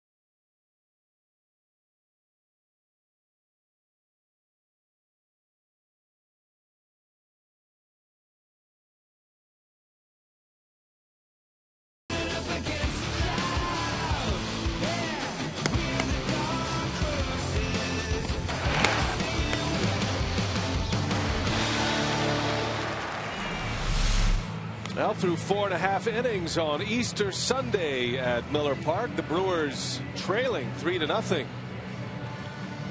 Brewers and the Cardinals, rematch of the last two teams standing in the National League last season. NLCS. Brian Anderson with Bill Schroeder, Telly Hughes, Chris Withers producing today, and Kevin Schenk, our director. Great to have you with us. See if the Brewers can get something going offensively. They have been out-hit 9-1 by the Cardinals. Aramis Ramirez will lead off. It'll be Ramirez, Hart, and Gamble. Lance Lynn has faced the minimum, giving up just one hit. That was a Ryan Braun single in the first. Lynn has 4 strikeouts so far through the first 4 innings as Ramirez takes a ball. How about that last curveball from Randy Wolf, huh?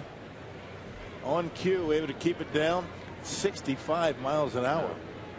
Yeah, and you called it. Good pitch. The fact that Robinson was inside conscious.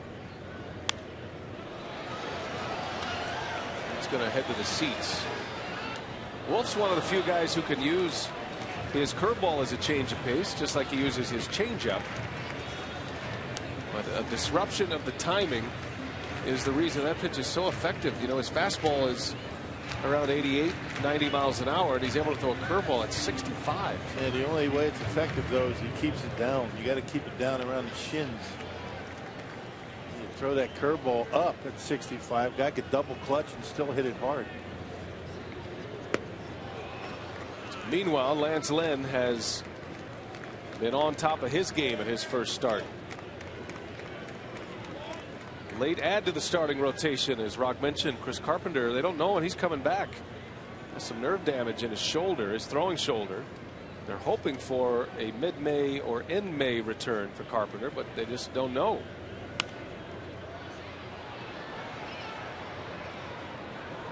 Cardinals feel very strongly about their depth in their pitching staff. Not just those here in the major league level, with Lance Lynn able to fill in as a starter, but also down in the minor leagues. They have some top shelf young arms in their minor league system. It's Kyle Loesch, Jaime Garcia, 2/5 of the rotation. Loesch was the opening day starter. Yeah, he looked good against the Marlins. Ball and 2 strikes on Ramirez. Chased another one.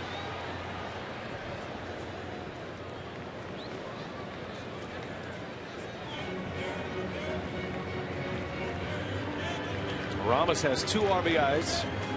Drove in a run Friday in the opener. And then doubled in a run yesterday in the Brewers' victory.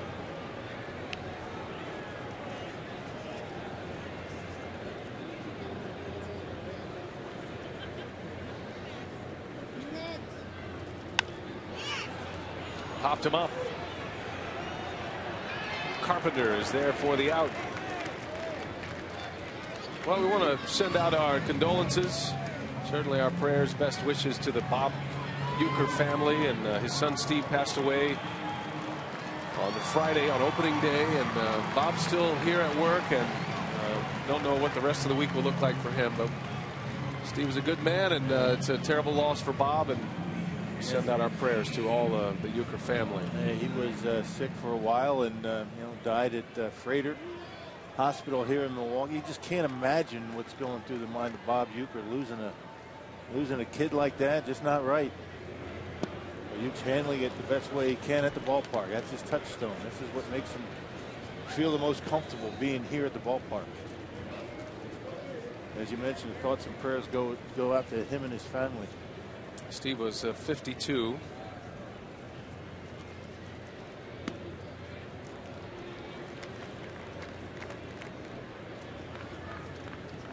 A little bit later this year, the Brewers will unveil the Bob Uecker statue that will join Robin Yount and Hank Aaron and the commissioner of baseball, Bud Selig, out in front of the stadium. Hart sends one deep to left, and he has done it again. Number 3 on the year for Corey Hart. And the Brewers are finally on the board as Bernie takes a slide. Boy, how quick are his hands. Fastball right down the middle, about 94 miles an hour. Boy, he hit that one a ton. Look at this. Supposed to be inside. Didn't get it in there enough. And look at the extension for Corey Hart. High and far. That's the way Corey hits him. Red hot to start the year.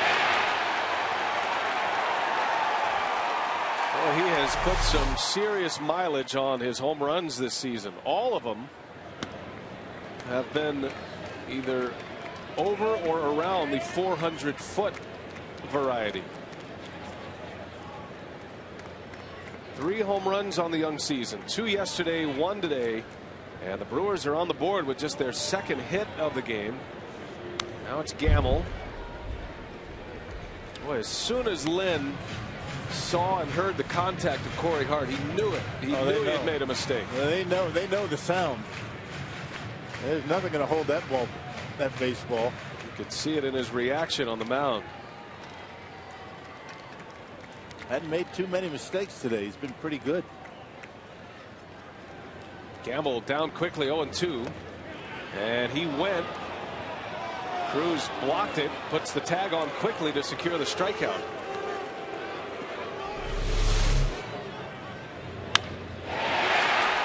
Yep, they don't have to see it. They can hear it.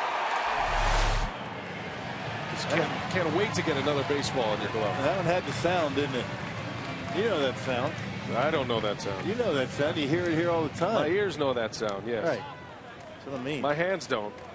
You can hear it from back here. You know when they're hit well. Hey. You know the sound of a broken bat, that vibration of the bone bruise. Yeah, that's my memory. To follow. Gonzalez fouls it away. Well, despite the home run, the Brewers just trying to sustain something offensively. Think about this. Lance Lynn has not had to retire a batter from the stretch. Now, he was in the stretch against Braun in the first after Braun singled, but he picked him off. So he has been in the comfort zone from the windup this entire game. And now he has Gonzalez in a hole 0-2.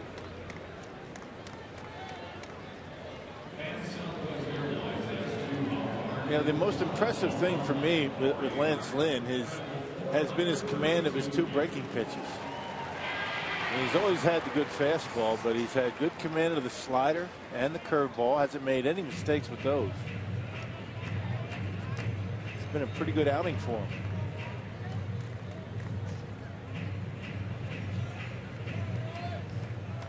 Lynn used almost exclusively as a starting pitcher in the minor leagues for the Cardinals. So this is not unfamiliar territory to him, although those at the major league level have only known him really as a reliever.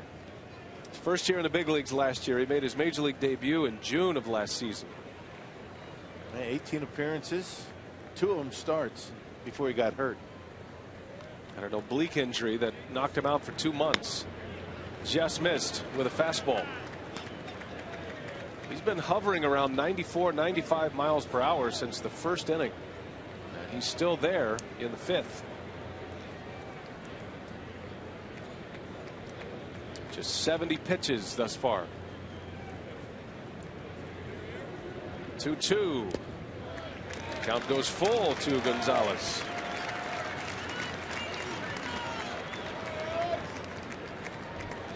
Alex brings that home run power. He's not a guy that's going to hit for a high average, but he does give you some sock at the bottom of the batting order.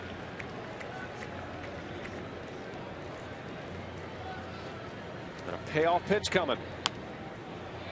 And Gonzalez able to spoil it foul. Yeah, breaking pitch, curveball on a 3-2 count. A lot of confidence in those pitches, and was able to keep it down. You look at the guy, 6'5" and 250 pounds. You figure he's just nothing but fastballs, but he's been pretty good using that curve and slider, even on that 3-2 pitch. See what he gives him here on a payoff, and a swing and a miss. Powder River with a fastball.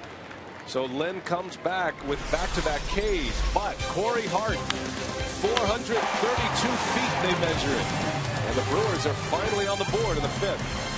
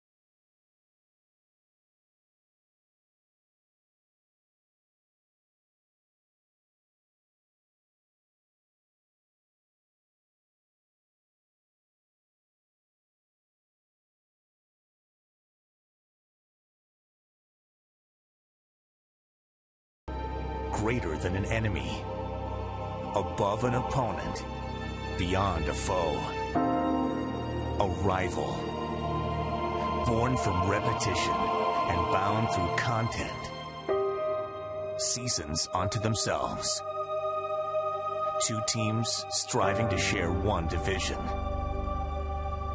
an annual grudge, a brutal ritual, a furious reunion, 15 games that last 365 days. Where there is more than victory, there's legacy and misery and history. There is rivalry. And a great rivalry it is. The Cardinals and the Brewers. Brewers division champs a year ago. The Cardinals World Series champs. Corey Hart is homered, has put the Brewers on the board. Ron Renicky has made a double switch. Travis Ishikawa comes in to play first base for Gamble, and the new pitcher is Marco Estrada. We saw him in the opener. He came in relief of Giovanni Gallardo. And he was very good. He got all 4 batters that he faced in an inning in the 3rd. Estrada to face Lance Lynn to start it, the Cardinal pitcher who is pitching a terrific ball game so far. 5 strikeouts. He's given up just 2 hits and the 1 run, the homer by Hart.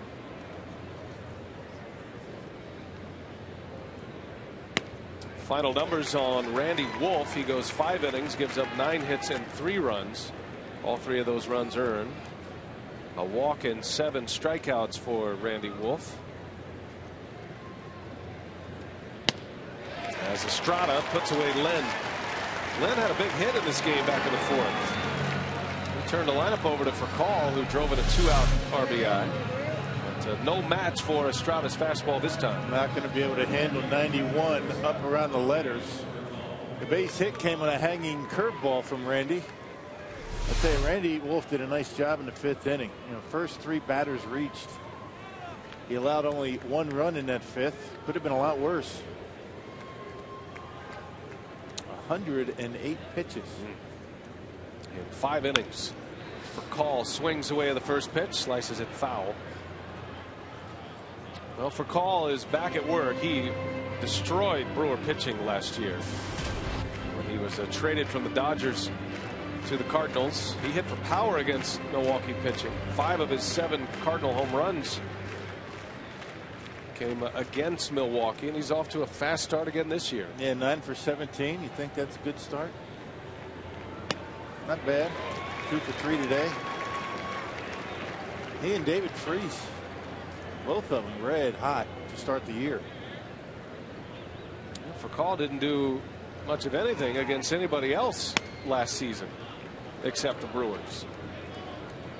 That was a significant pickup, though, from the defensive perspective for St. Louis. They were searching for a shortstop. Couldn't settle on an everyday shortstop. Estrada blows him away with a fastball. Back-to-back strikeouts for Marco Estrada. Yep, 91 miles an hour. You know, in the back of your mind against Estrada, you're thinking changeup, and look at that one right on the outside corner. Beautiful location for Marco, who's faced 6 hitters so far this year, and he struck out 3 of them.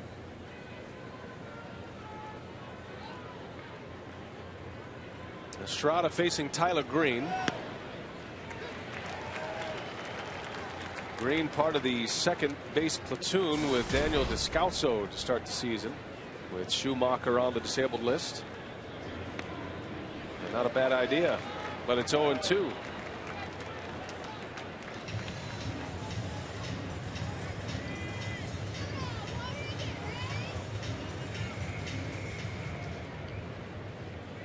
Tyler Green, not to be confused with Brewers prospect Taylor Green.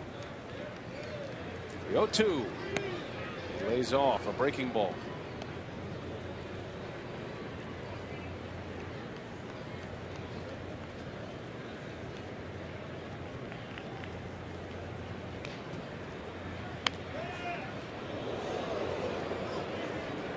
And Taylor Green for the Brewers may be first out of the chute if the Brewers need an infielder. He had a good spring. He sure did. Just a terrific young hitter. And the Brewers are very high on Taylor Green. He's playing at AAA, playing third base down in Nashville to start the season. Little handle shot. Weeks is right there, and Estrada continues to impress. A 1-2-3 inning. Maybe that'll turn the tide a little. And the Brewers get their bats going as Estrada shuts down the Cardinals 3 up, 3 down for the first time today.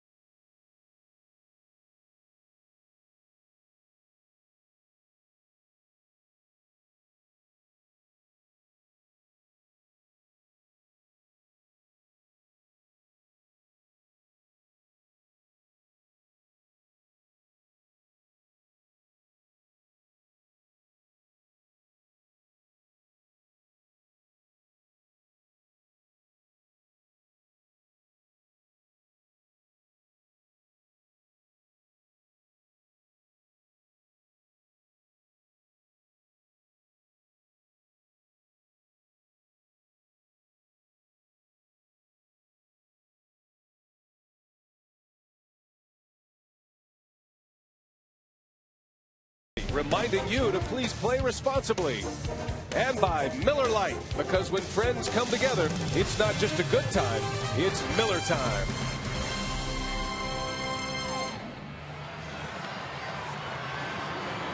Who do you got today, partner? I'll go ahead and take the Polish. He won opening day. I think he cheated on opening day, didn't he? I think he left a couple of ticks early. Hey, you got him. I think you saw it. No, it's live. Hey, on Sunday, let's change the subject. April 22nd, all fans in attendance for the Brewers-Rockies game will get a Jonathan Lucroy bobblehead courtesy of Quick Trip. Now that's an old golf trick. When I was announcing golf, you'd see it on tape, and then you say, you know, he's been really close to dialing in this 6-iron all day. I bet you he hits this close here. That's good. Tricks of the trade. That's right. That's right. Gary McCord's made a living out of it. George Kottaras leads off. The Brewers are down 3-1 as we go to the bottom of the 6th. And Lance Lynn still working and pitching well. This is the opening day, by the way. And Polish taking some heat.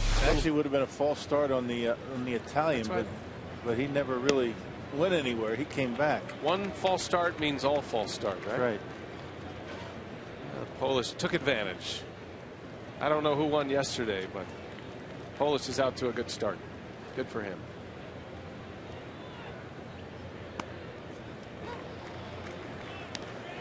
Now Kottaras, it seems like an eternity between at-bats against Lance Lynn. It's only a second at-bat. Had a little tapper to the mound his last time up. Back in the 3rd inning. And down he goes. Lynn to the backdoor breaking ball for the strikeout. That is number 6. And 3 in a row for Lynn. Now Sundays on Fox Sports Wisconsin, join Tom Brokaw for Boys in the Hall. Personal stories of some of baseball's greatest legends. And today after the game, it's Bob Feller, the late Bob Feller. Boys in the Hall after our postgame show presented by Subway Restaurants, where winners eat.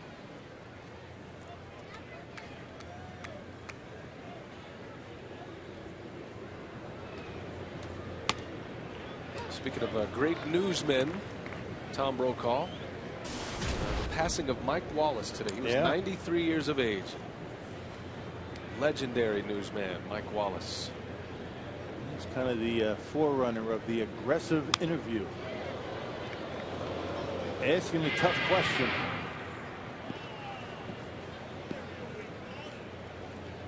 First at bat here for Travis Ishikawa. It's a double switch for Renicky last inning. Gamble is out. Ishikawa, like Gamble, a left-handed hitter. And an excellent defensive first baseman, but he's gone. And Lance Lynn is only getting stronger. That is 4 consecutive strikeouts. Well, the time is upon us.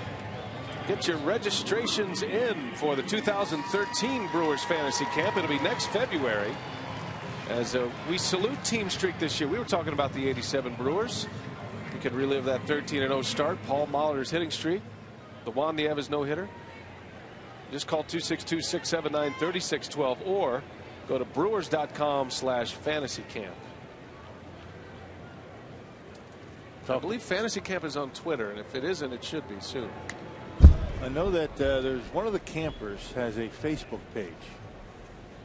It's kind of the official Facebook page of the Brewers Fantasy Camp. I can't control content for everybody, but yeah, I've been in conversations with Paul Molitor, Robin Yount. They've expressed interest in attending this year, so that's going to be a nice little perk for Fantasy Camp this year.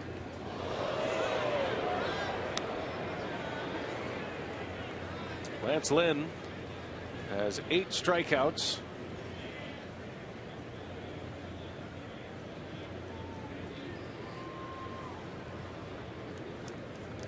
He struck out the last 4 hitters. As Weeks bats with 2 away, and Ricky bounces to the mound. Lance Lynn, what a performance today from the 24-year-old right-hander from Indiana. Still 3-1 Cardinals.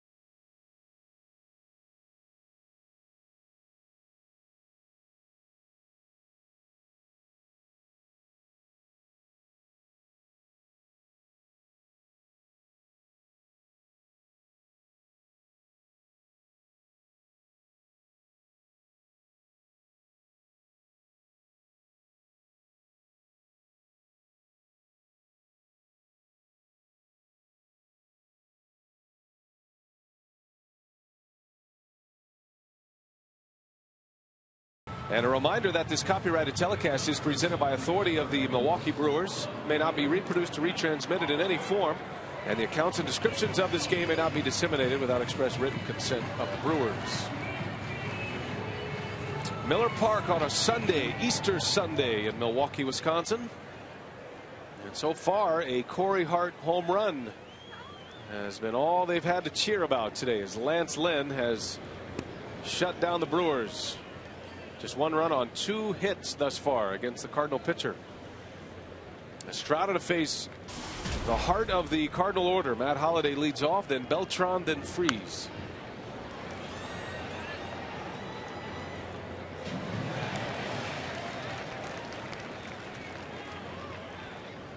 Holliday was red hot this spring. Hit .383 during the spring. Had an emphasis on quality at bats in spring to get him ready for the season. Wanted to avoid a slow start this year. Well, he is off to a slow start. Just 2 hits in his first 16 at bats of the season, but he does have a homer and 2 RBIs. That home run came Friday against Milwaukee, against Gallardo. That one's hit hard. Weeks has it go off his glove into center field, and that'll be a base hit for Matt Holliday. And Margo tried to sneak a fastball by him inside. He did a nice job the pitch before that, tying him up. Holliday not able to get the bat head out. This time missed. Check it out. Out over the plate, and that is in the wheelhouse of Matt Holliday. Ricky not able to come up with it on the backhand. He slowed it down, but couldn't hold on to it. So a man on for Beltran, who turns around and hits left-handed. Switch hitter who homered left-handed on Friday. His first and only home run of the season. 2 hits today for Carlos Beltran.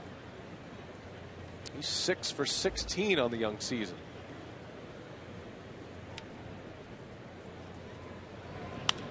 That one's hit well to right. Corey Hart is back, and there it goes. Beltran with a 2-run homer. Boy, these guys are coming out of the gates, swinging the heavy lumber. St. Louis. No, not yesterday. But I tell you, that was a changeup by Marco at 77 miles an hour. And it looked as though Beltran was waiting for it. Here it is, up in the zone. Beltran gives it a swing as if he knows it's coming. That changeup down the middle, up in the zone, and he's able to knock it out of here down the line. 5-1 St. Louis on Beltran's 3rd hit, his 2nd home run of the series. David Freese. There's strike 1 to Freese. I think the biggest question for the Cardinals this year, no question about their talent. Holliday, Beltran, Berkman, Freese. Are they going to be able to stay healthy? Especially Beltran and Furcal. You figure Holliday's a guy who will play every day. And Furcal's never really been able to stay healthy. Right. Not for a full year. Matheny will be very particular on his rotation as Estrada strikes out David Freese. I think he's the guy who's very aware of the age of his star players and will make sure he gets regular off days. And today being one of those days, Lance Berkman not in the lineup. Yadier Molina getting the day off as well. The stroke of genius with Matheny, the fact that he caught, and he certainly understands the connection and the familiarity between catcher and pitcher. Today with Lance Lynn making a start in the big leagues, he gives him a catcher in Tony Cruz, who was his AAA catcher last year. So there's a lot of familiarity between those two. Yeah, good idea. You know, first start for Lynn this year, and Molina has caught the first 3 games. Don't anticipate that being a trend, because as Mike Matheny certainly knows, being a catcher, that if you can catch in the big leagues, you can catch anybody, and pitchers have to adjust to you. 5-1 Cardinals on the Beltran 2-run homer. Matt Carpenter at the plate. He's one of the bench players getting a start today. He and Cruz and Robinson. Carpenter's 0 for 3 with a couple of strikeouts. All of his at-bats against Randy Wolf.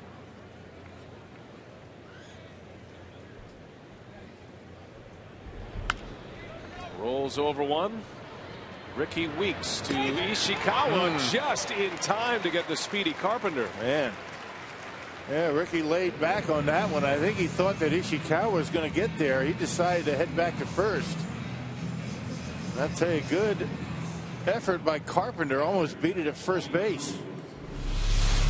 Check it out. Ishikawa is going to go after it and then elects to stay back. Close. And barely got him. Got him by half a step. That was a good call over there by the crew chief, Ed Rapuano. So 2 outs after the home run. And Cruz jumping on the first pitch. Tony Cruz. He's hitless today, 0 for 3. He's going to have the toughest job in baseball this year because, as you mentioned earlier, Molina doesn't take many days off. It is tough to stay sharp when you're playing once every 2 weeks.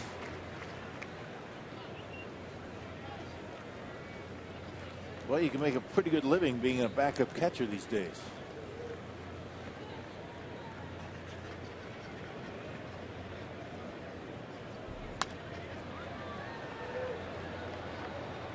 Last year, Molina caught in 139 games. Played in 139 games. He caught 137 of those. So when he had a day off, it was a shutdown. A shutdown day, right? Cruz, the lazy fly ball to right. Hart is there. And the side is retired, but the Cardinals add to their lead. It's now 5-1 after the Carlos Beltran 2-run homer in the 7th. Now we turn it over to Rob Edwards, as is our custom here on Sundays.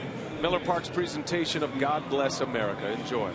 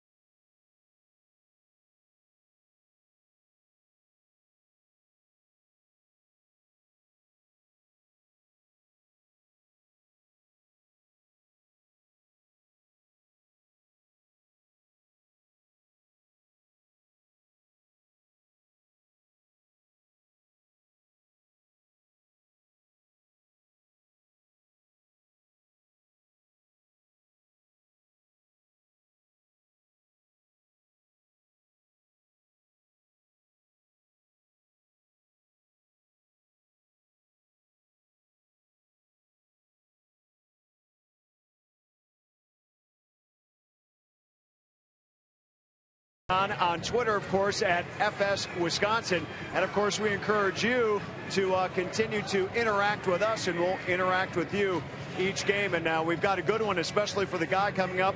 Niger Morgan, of course, is a big hit on Twitter.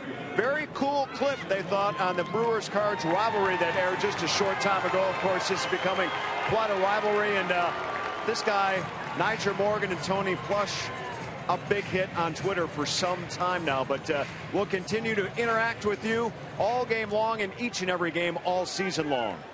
Brian? The real T-Plush, right? It's the hashtag. Well, Niger Morgan's going to lead off here. The Brewers are in desperate need of some offense. They've scored just 1 run on 2 hits. That was a Corey Hart home run in the 5th. That's been it against Lance Lynn, who is pitching a gem for the Cardinals in his first start of the season. Yeah, very efficient with his pitch count. Highest pitch total was the 5th inning. That was the inning that Corey hit the homer. He's been very impressive today. 3rd time through. Let's see if the Brewers can figure him out. Activity in that Cardinals bullpen.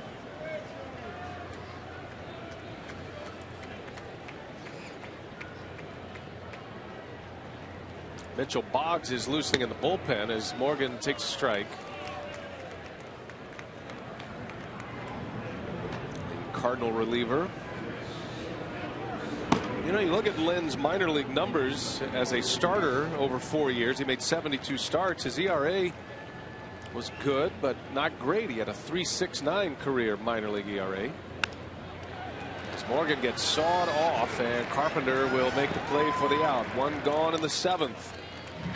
Lance Lynn making the most of his opportunity, filling in for the injured Chris Carpenter. Pizza Hut delivery of the game at this point. Well, he's certainly done a nice job controlling his emotions. First start of the year, going into spring training, he thought he was going to be in the bullpen, but very impressive with his breaking stuff today. Has not made a mistake with it. Has been able to stay ahead in the count and has not walked a pattern. You can't ask for much more than what Lance Lynn has given Mike Matheny today.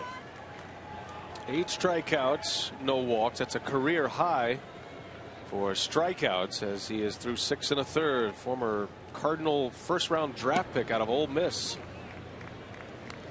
Gets ahead of Braun.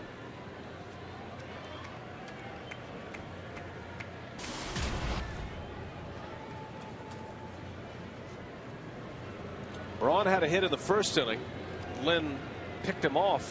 Braun lifts that one in the air. Left center. Robinson on the track. And he's got it. Well, Braun has just missed 2 today. Yeah, you know, Ryan Braun can be hitting at about a 600 clip at this point.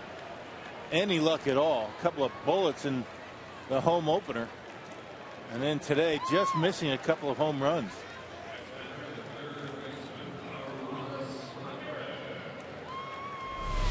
Ryan just did not get all of it. You could see it getting back into the hitting zone just a little bit. If he gets it out here, see you later. No ballpark's going to be able to hold him.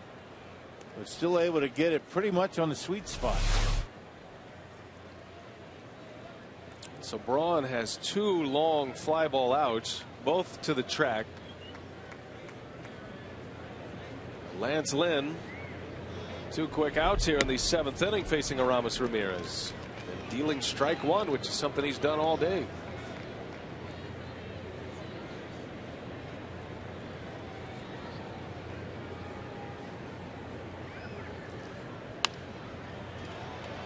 Well, he has made some pretty good hitters look pretty bad today, Lance Lynn. Testament to his stuff. Now you think about how many hard hit balls the Brewers have had today. Not many. You know, Braun's base hit in the 1st. Of course, Corey Hart's homer. Niger lined out to short. But not a whole lot of solid contact today.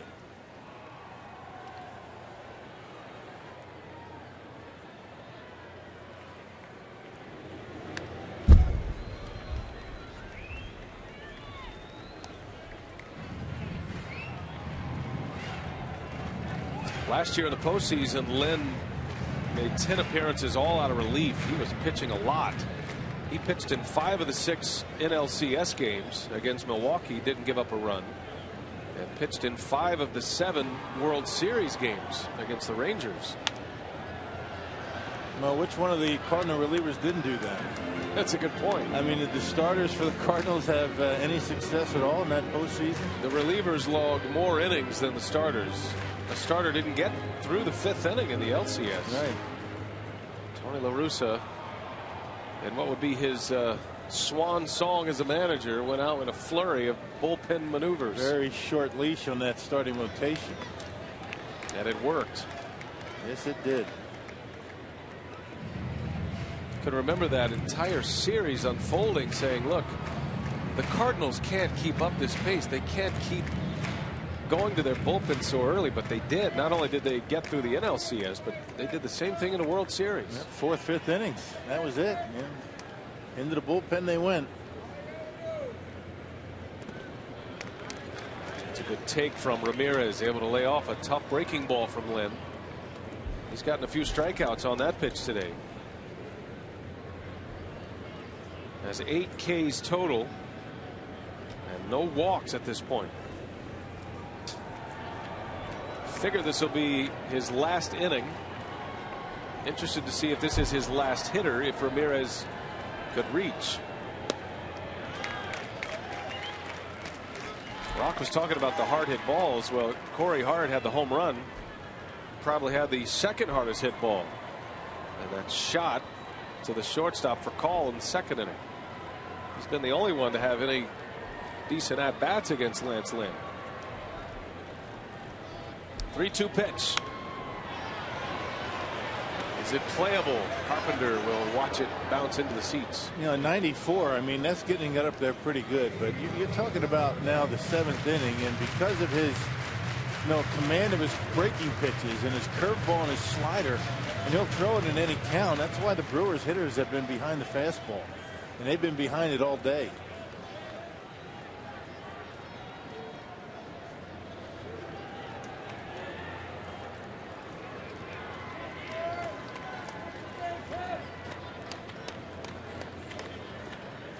Full count to Ramirez.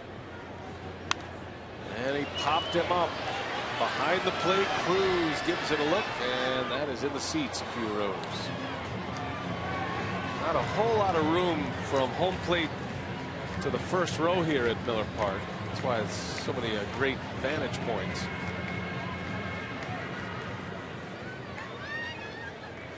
But that buys Ramirez another swing here.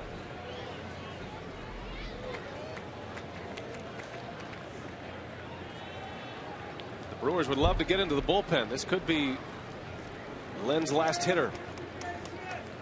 Boggs is ready in the bullpen. And it's inside, ball 4. So finally a base runner.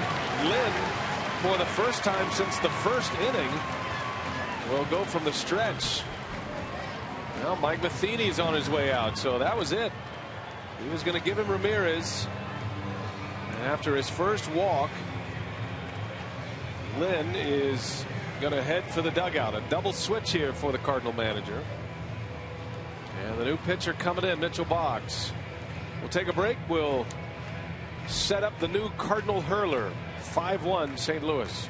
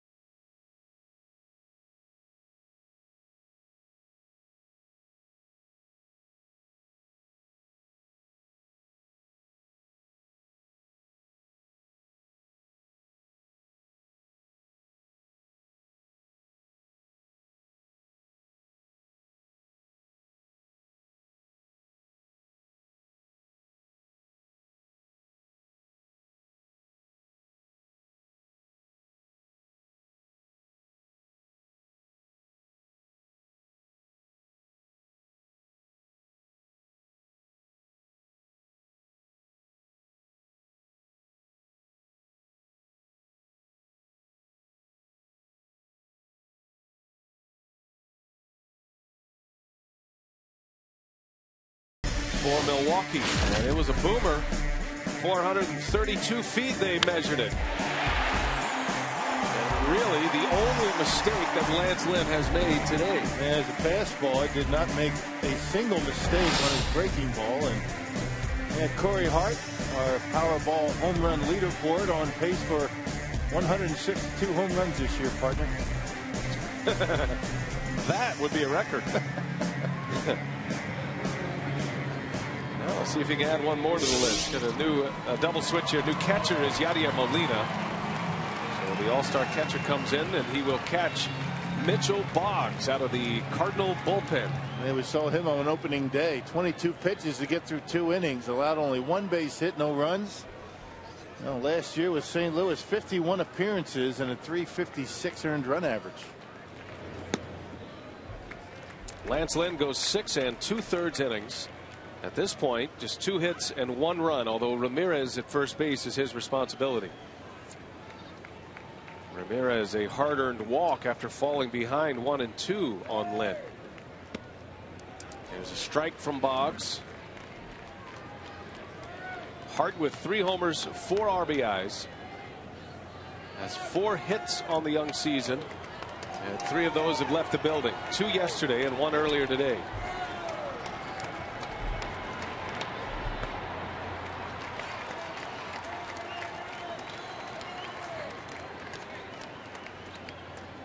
Ron Renicky has already sent Nori Aoki to the on-deck circle.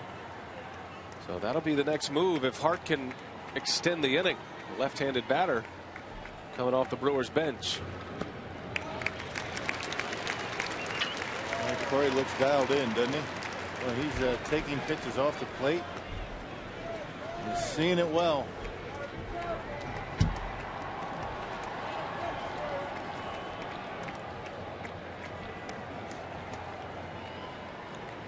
Three balls and a strike, and Hart takes one on the corner.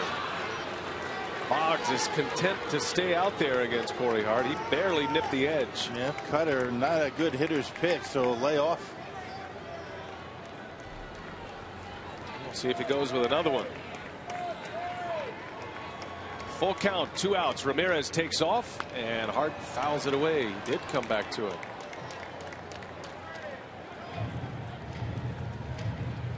It's pretty easy to tell if Corey Hart is locked in at the plate or not, based on that pitch right there. That's a pitch he swings and misses at if he's struggling at the plate. Let's see if he can stay hot. He's hitting with a lot of confidence. And down he goes. Came back to it. Corey Hart strikes out. And the inning is over. So Boggs comes back, gets his man.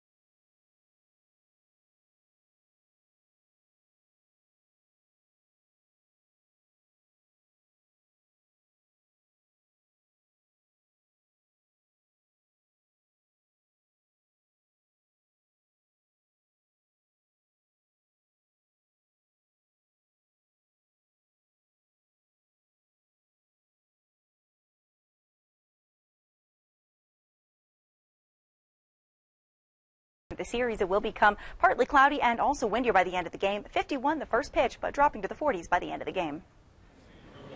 It's going to be cool at Wrigley. Thanks, Valerie. 5:30 is airtime tomorrow for Brewers Live on location at Wrigley Field. And it starts a 4-game series with the Chicago Cubs. The last 2 games of the series, Wednesday and Thursday, will be on the air at 12:30. On Miller Lite, what's on tap? The Brewers and the Cubs for 4 beginning tomorrow night. 5-1 St. Louis in the final game of this 3-game series, the rubber mats. And it's going to be Tim Dillard out of the Brewer bullpen. Yeah, he pitched on opening day. He got roughed up a little bit. 3 runs on 2 innings of work. That included 4 base hits. Got to put up a 0 here. Shane Robinson will lead off. And on the first pitch, bounces out to Alex Gonzalez. 1 away in the 8th. And it'll be Yadier Molina who came in on the double switch.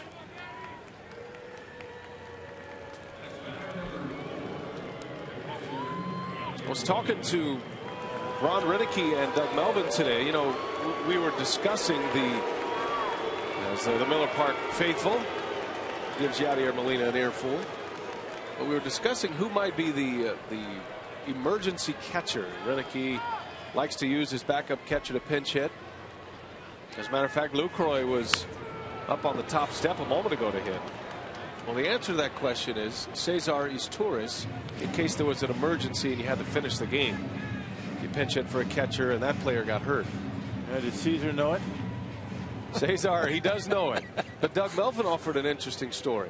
He said the Brewers drafted Tim Dillard originally as a catcher. Molina pops it up. Ishikawa is there in foul territory for out number 2. I was just wondering because sometimes a manager will say such and such is my emergency catcher, and that guy doesn't have any idea that that's what his role is going to be. No, Renicky's talked to his tourists about it. But Renicky was very glad to know that Dillard has some catching experience at a higher level, high school and junior college. And although Dillard declined signing with the Brewers as a catcher, it was a couple of years later that he did sign as a pitcher. So a little a scouting player development secret. It would have to be a horrific injury in order for his tourist to get the gear on and get behind home plate. We're not talking about maybe a little finger problem. Right. We're talking about full-blown bad deal. Get us through the game and we'll get another guy up here tomorrow. Right. And for Tim Dillard to end up behind the plate, we're talking Titanic. Yeah, we're talking real bad, here. real bad. Something would happen to his turrets, and then you have Dillard back there. Yeah, that'd be fun. Doug Melvin says, Tim Dillard's a master of impressions. He would have to play the part of a major league catcher if that was to happen. As for call, just inside the bag at third, and that's down in the corner. And it's extra bases for call. Man, this guy just destroys Brewers pitching. Yeah, you got to wonder what it is. I mean, it's a confidence level for sure for his tourist, or I should say for call. There's a pitch. The pitch is right on the outside corner, going away from him. And he's able to slice it inside that line. Now, every hitter will tell you that certain teams pitch him a certain way, and they like it. Brewers going to have to think about making an adjustment on that guy. 3 hits today for call. And the Cardinals have pounded out 12 hits. This is going to be a heavy hitting lineup. No question. For call already has 3 doubles.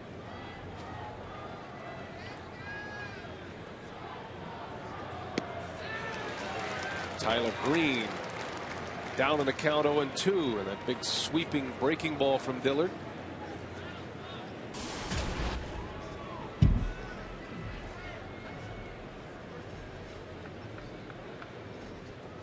Two outs in the Cardinal 8th inning.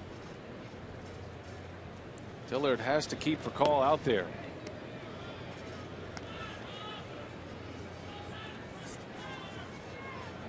Cardinals matched up against the Rangers, the heavy hitting Rangers last year, and it was thought that the Rangers were the superior offensive club. But St. Louis went toe to toe with Texas. They slugged right along with them. dramatic 7-game World Series. A thriller it was.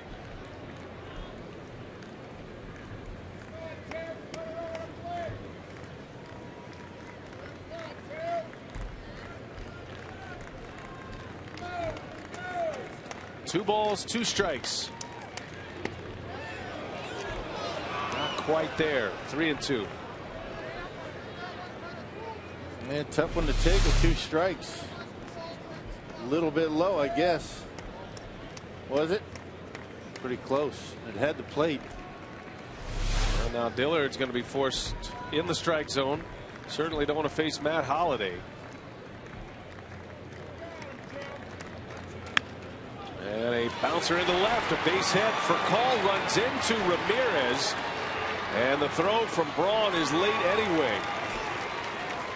It is 6-1, a 2-out RBI hit for Tyler Green, and the Cardinals add to their lead. Yeah, that was an example of the obstruction play that we were talking about. The ball was in the outfield.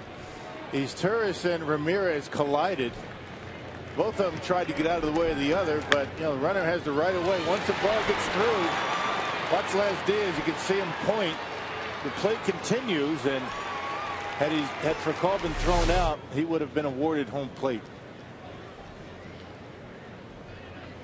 Well, a second 2-out hit that produced a run for the Cardinals. Now 6-1, and here's Matt Holliday. When you go back to the pitch right before that was so close to being a strike and ending the inning. One more pitch and Green able to find left field.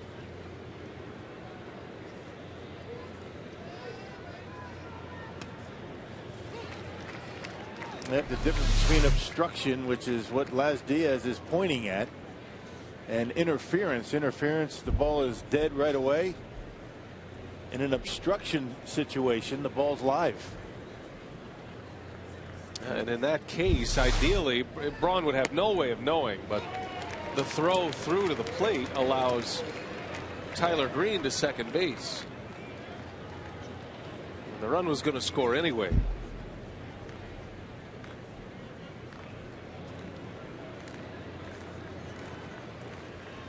Furcal scratched out a 2-out double, and he scores on the hit from Green.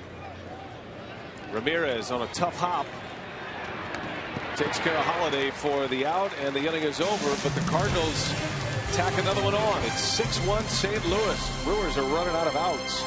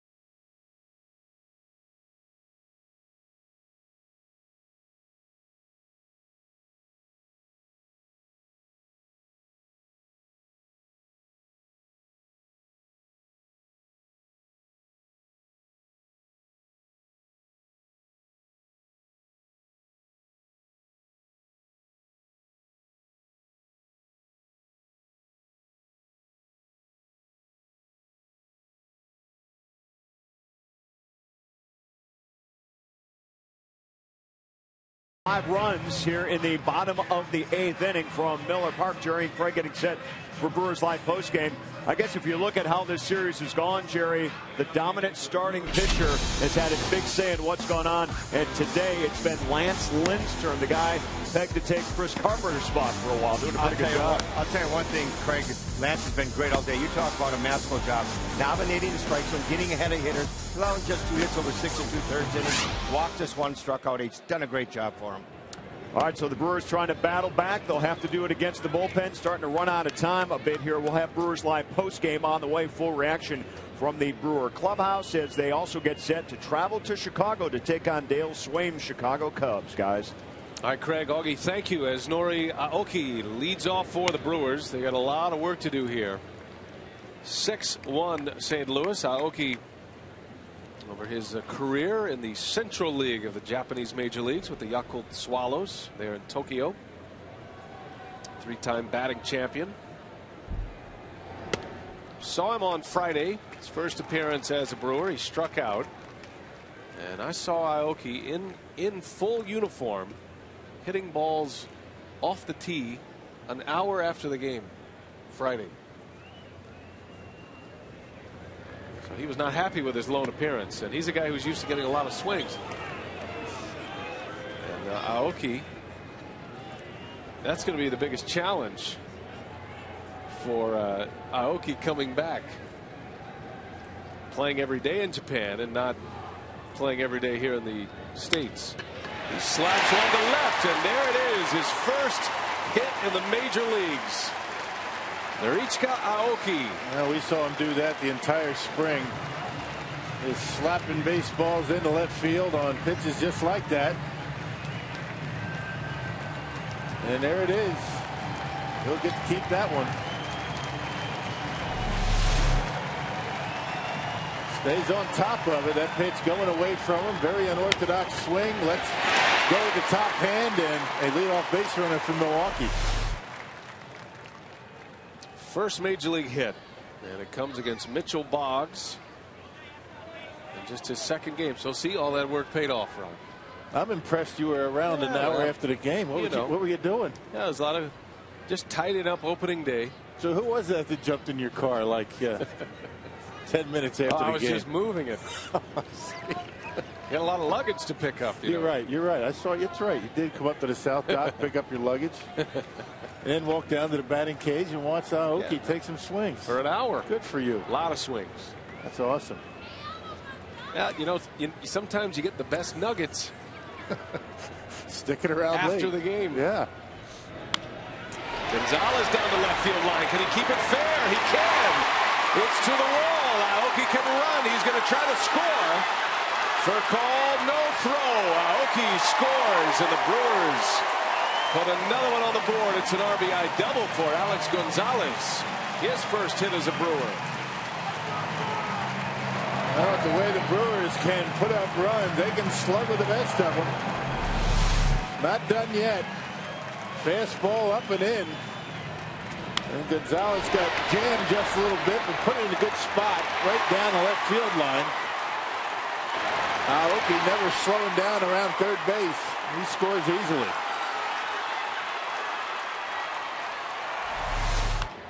Now George Kataris, a lazy fly ball to center. And Robinson hauls it in for the first out of the inning. A fun trip around the bases for Nori Aoki. Well, you never know where he's going to hit the baseball. We saw him in spring training take pitches off the outside corner and pull him down the right field line. A pitch that looked like it was going to hit him in the feet slices it down the left field line. He's an impossible guy to defend. I think Aoki was as surprised as anyone that he struck out on Friday. That's not something he does a lot of. Contact hitter. Travis Ishikawa against Boggs with one away. Well, you never know. The Brewers need a jolt from someone. One swing of the bat could get them right back in it. 6-2 St. Louis. Got 5 outs to work with. Final game of this series.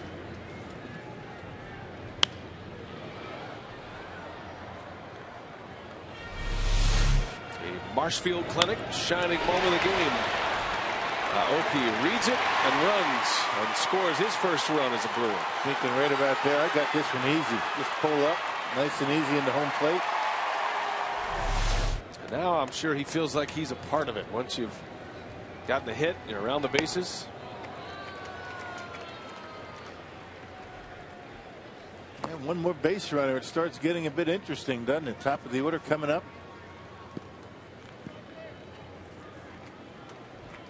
Gonzalez drove in Aoki with a double. His first hit and his first RBI in a Brewers uniform.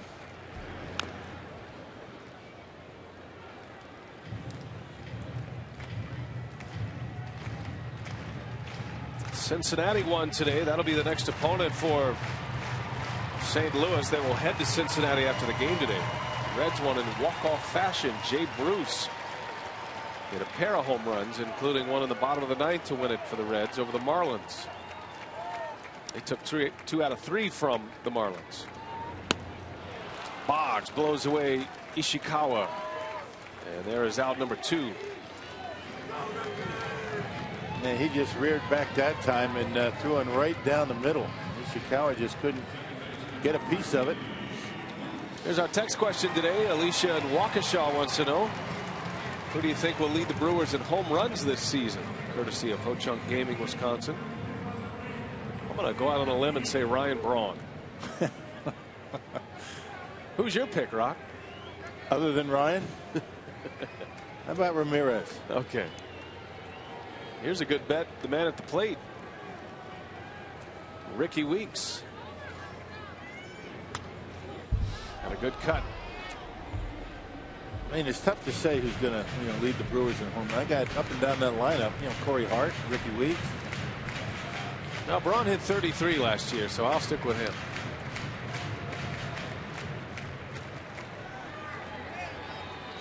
I'm going to hitch my wagon to the Braun train. Yeah.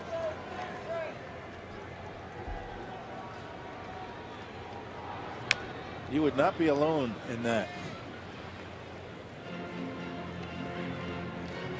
That wagon's loaded.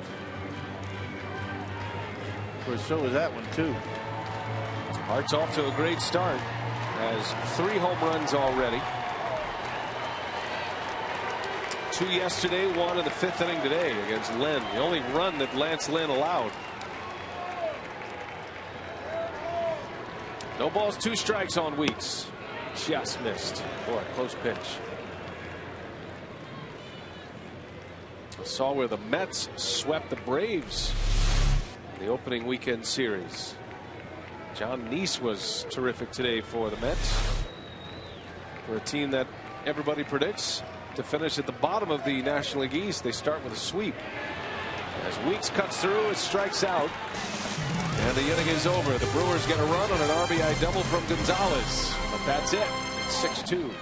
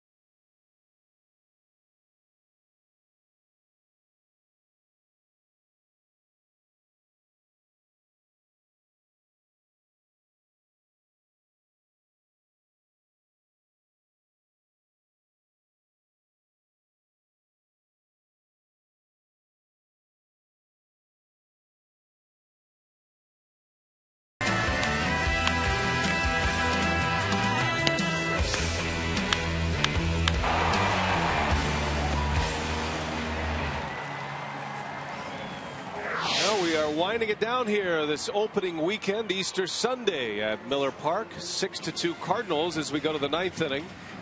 And John Axford, normally into save games for Ron Renicky, but he needs work. He hasn't pitched in a while since a Cactus League game earlier this week. So Axford is on to work despite a 6-2 deficit for the Brewers.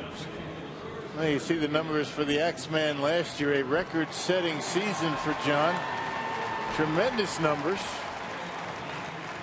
And a very good spring. And certainly, as you mentioned, needs some work. Can't win in Chicago, having sat for 3 straight games. Axford is the 4th pitcher used by the Brewers today. Randy Wolf started. He's on the hook for the loss. He went 5 innings and 3 runs. Marco Estrada gave up a couple of runs in 2 innings, and Tim Dillard pitched an inning, gave up a run. And now Axford facing Beltran, who's had a big day. Beltran's 2-run homer in the 7th stretched the Cardinals' lead. It went from 3-1 to 5-1 with 1 swing of Beltran's bat. That was his 3rd hit of the day as well.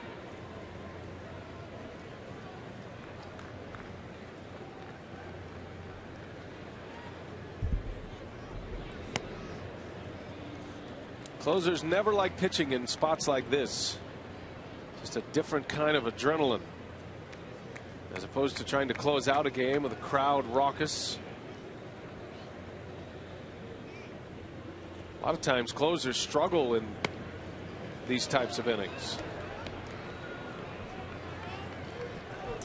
But perhaps being Axford's first outing of the regular season might negate that a little bit. Yeah, got to get the cobwebs out of him.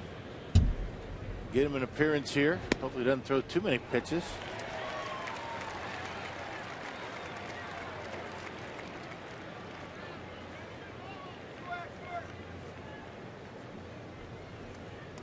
Axford last pitched in an exhibition game on Tuesday.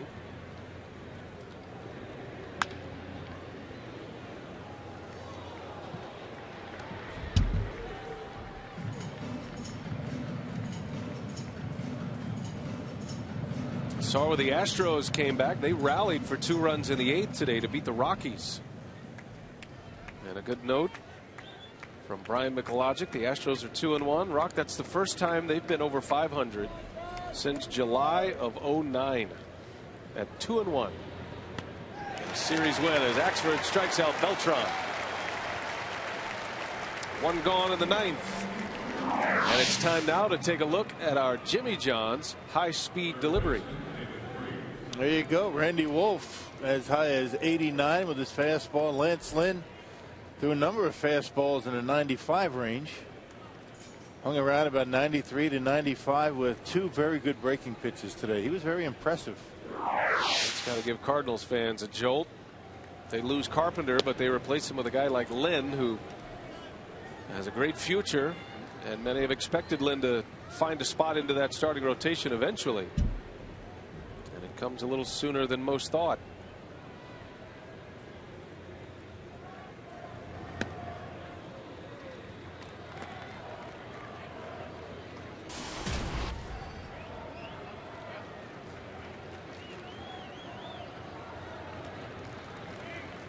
So the Astros take 2 out of 3 from the Rockies. The Rockies' lone win with a 49-year-old starting pitcher, Jamie Moyer, yesterday. Is that amazing? How about him? Huh? He didn't throw 1 pitch over 79 miles an hour. They don't have to, I guess, right? You know where it's going. 49 years old, the 2nd oldest pitcher to start a game behind a 58-year-old Satchel Paige. Satchel Paige. That's right. That's amazing. Phil Niekro had been the 2nd oldest for a long time. He was 48, but Moyer coming back from surgery, Tommy John surgery. He had Tommy John at 48. He comes back and pitches at 49. I think I've got some years ahead of me, he's thinking. Most guys at 38 give it up. 2-2 to Freeze. Tommy John at 28 can be tough to come back from. There's a great lesson in there. for young pitchers. Outsmart them. You can't overpower them.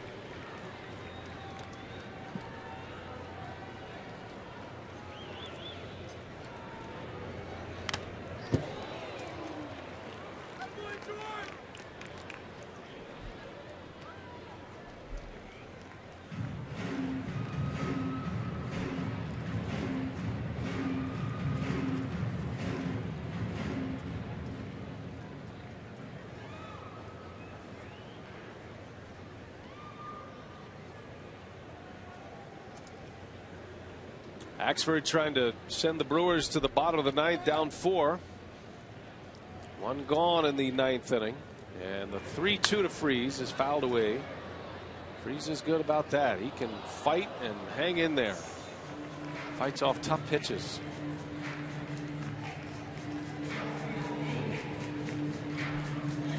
And a little bit behind that fastball that time, because Cardinals know that John Axford not afraid to throw that hook on a 3-2 count.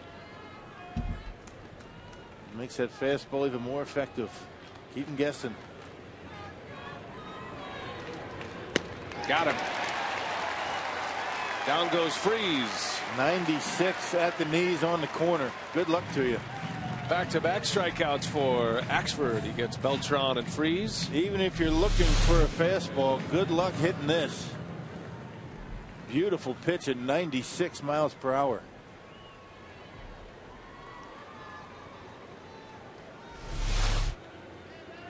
See a bunch of knees and elbows and hair flowing out of that fastball. Telly had an interview with Axford today, and did I hear Axford right saying he's not going to cut it? He's going to let it go? I guess it all depends on how he's pitching.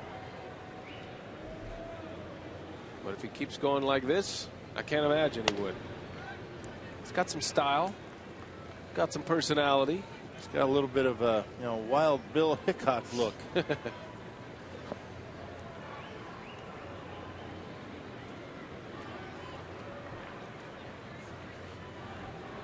Got the masses listening to our game now, diving into Google. Wild Bill Hickok. Old Deadwood fame. Remember Western Wear Day on the plane last year? Yes, I do. He looked legit. Yeah, he did. And I noticed that you've adopted that look for every day now. Yeah, I'm in. Except today. Completely. Easter Sunday is you're going the professor look. Bow tie, special occasions, you know. Yeah. Looks good. Looks good on you. Not many can pull it off, but you can.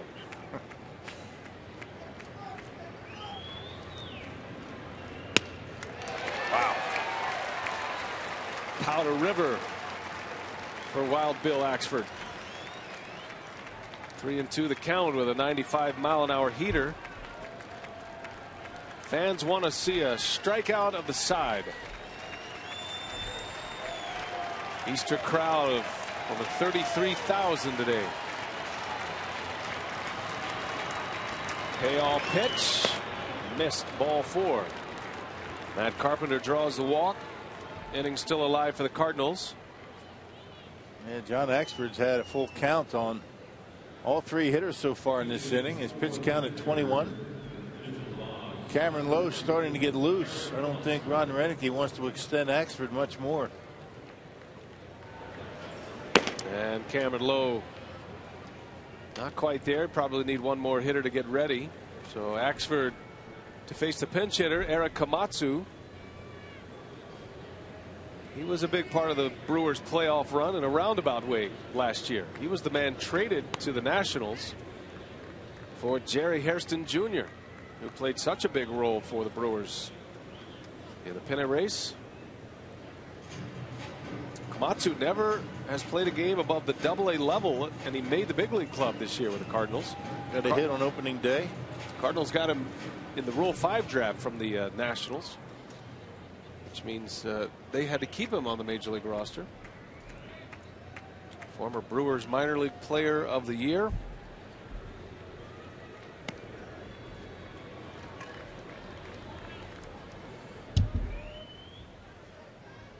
Those are the kind of moves you have to make in a pennant race. You don't want to do it. Try to keep your depth.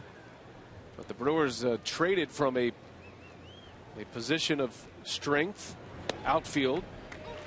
The Brewers are loaded with terrific young outfielders, including Logan Schaefer and Caleb Gendel in the minor leagues.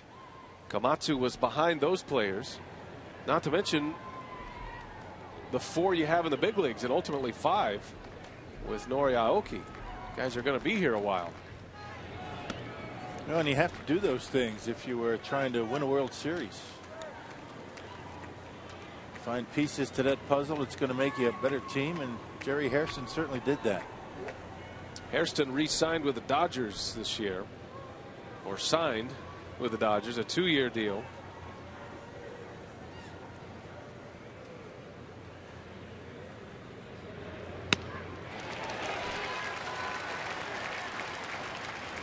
Another full count for Axford, who has thrown 26 pitches in this inning.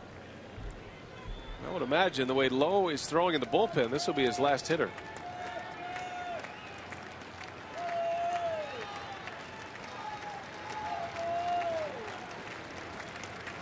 (6-2) Cardinals in the St. Louis ninth. Morgan, Braun, and Ramirez will bat for the Brewers. And there's ball 4, and Komatsu draws the walk. And that's probably going to do it for John Axford. So here comes Renicky. 2 Ks and 2 walks for Axford. That's good to get that one out of the way. And we'll have a pitching change here at Miller Park.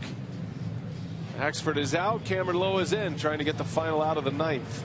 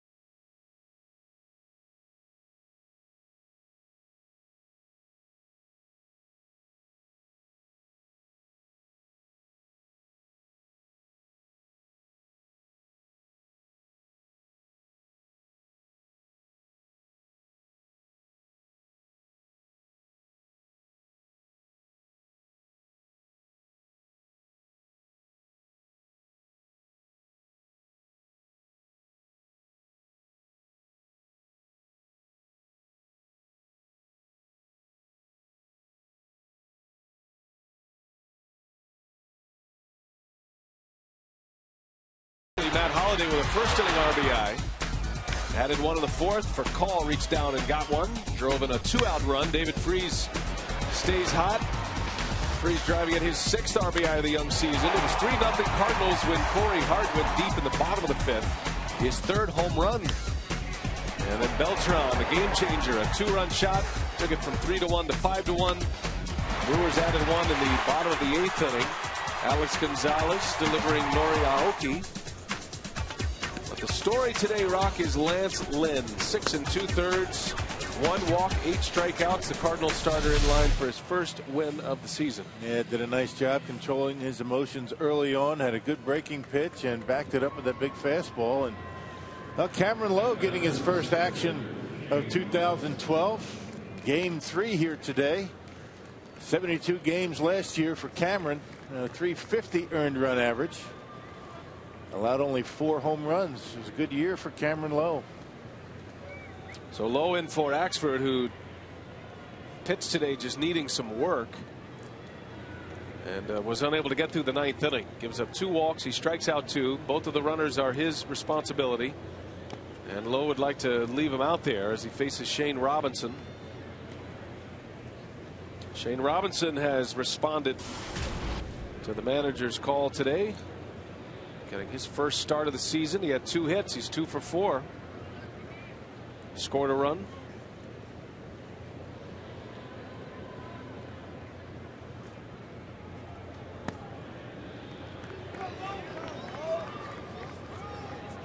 Cardinals with 13 hits. They've scored 6 runs. Out at second is Matt Carpenter. Eric Komatsu at first. Both walks from Axford to reach base. Cameron Lowe hasn't pitched in a while either. This is another guy that Renicky has been anxious to get back on the mound. He'll primarily be in a 6th inning, 7th inning role.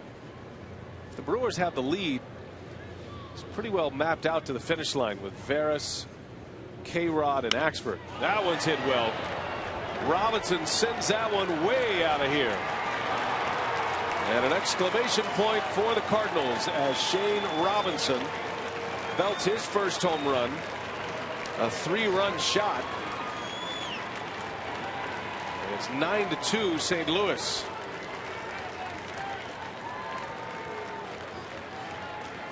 Well, getting behind in the count and having to come in with one. And how about the day for this guy, Shane Robinson? My goodness.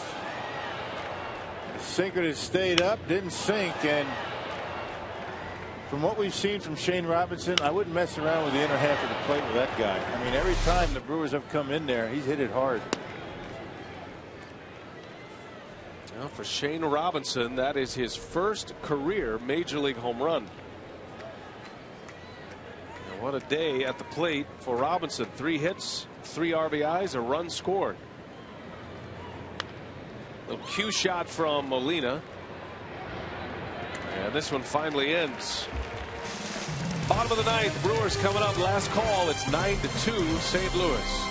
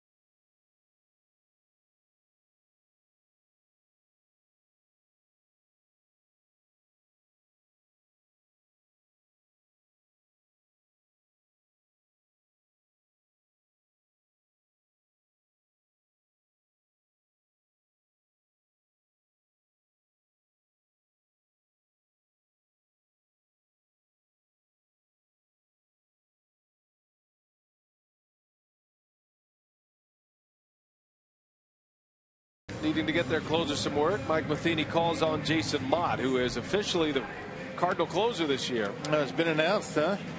He announced it. Unlike his predecessor, Tony La Russa, Matheny wasted no time announcing Mott as his closer this season.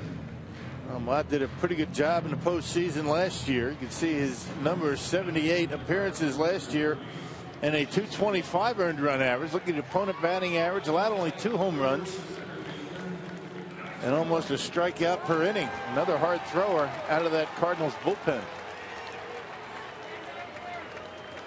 Nigel Morgan will lead off.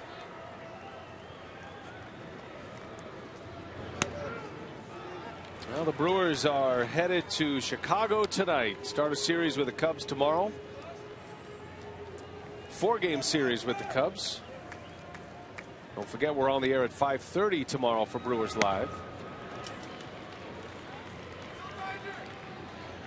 6:05 first pitch on Monday, and then 7:05 Tuesday, and then the last 2 games are day games at Wrigley.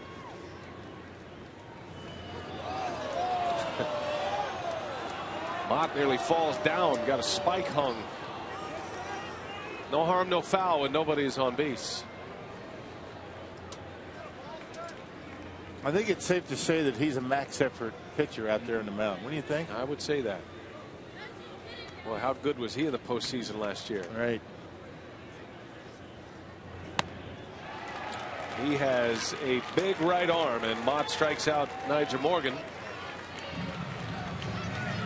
That big guy throws hard. He looks in for the sign and looks as though he can't even see anything out there. He's squinting. High fastball and gets it right by Morgan. Well, command was always at the heart of Mott's troubles. They always felt he'd be groomed into a closer one day, but he took a little velocity off and garnered a little more command. And boy, did he take off as the closer as he puts one by Braun at 96 miles an hour.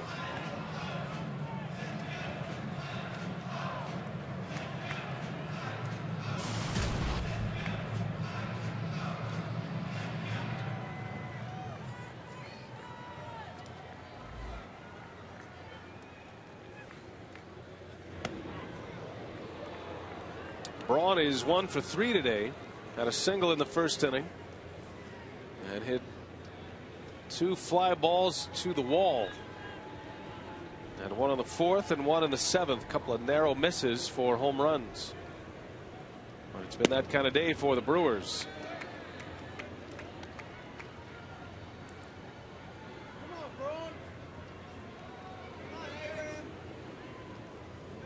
Every pitcher the Brewers have used today has given up runs.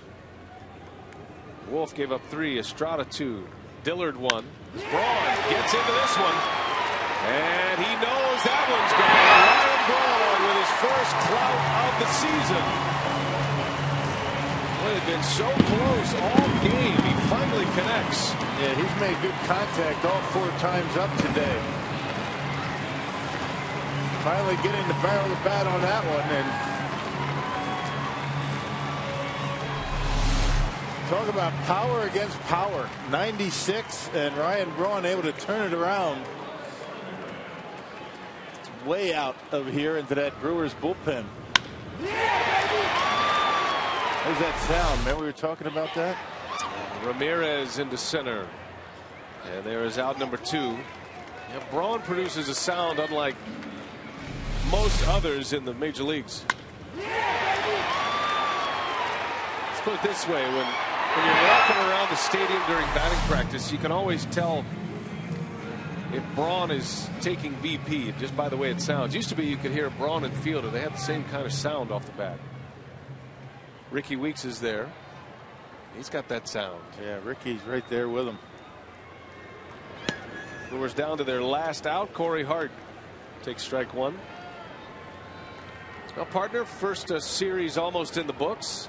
Season is underway. You said during our Brewers Live pregame show today with Craig and Augie that you're anxious to kind of get the ball rolling here, and you think maybe this road trip coming up for the Brewers will be a good one. A lot of excitement. I mean, players coming back from spring training, getting settled into houses, apartments, those types of things, and it's kind of like a lot going on. I mean, the demands on the players as they get in here. You get on the road, you start hanging out with the guys, and get to the clubhouse early. You go out to dinner, have some lunch. This is where the chemistry starts taking form for this ball club.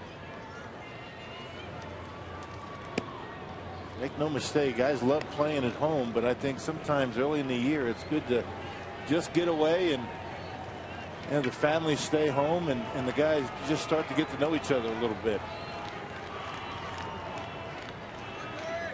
1-2 on Hart.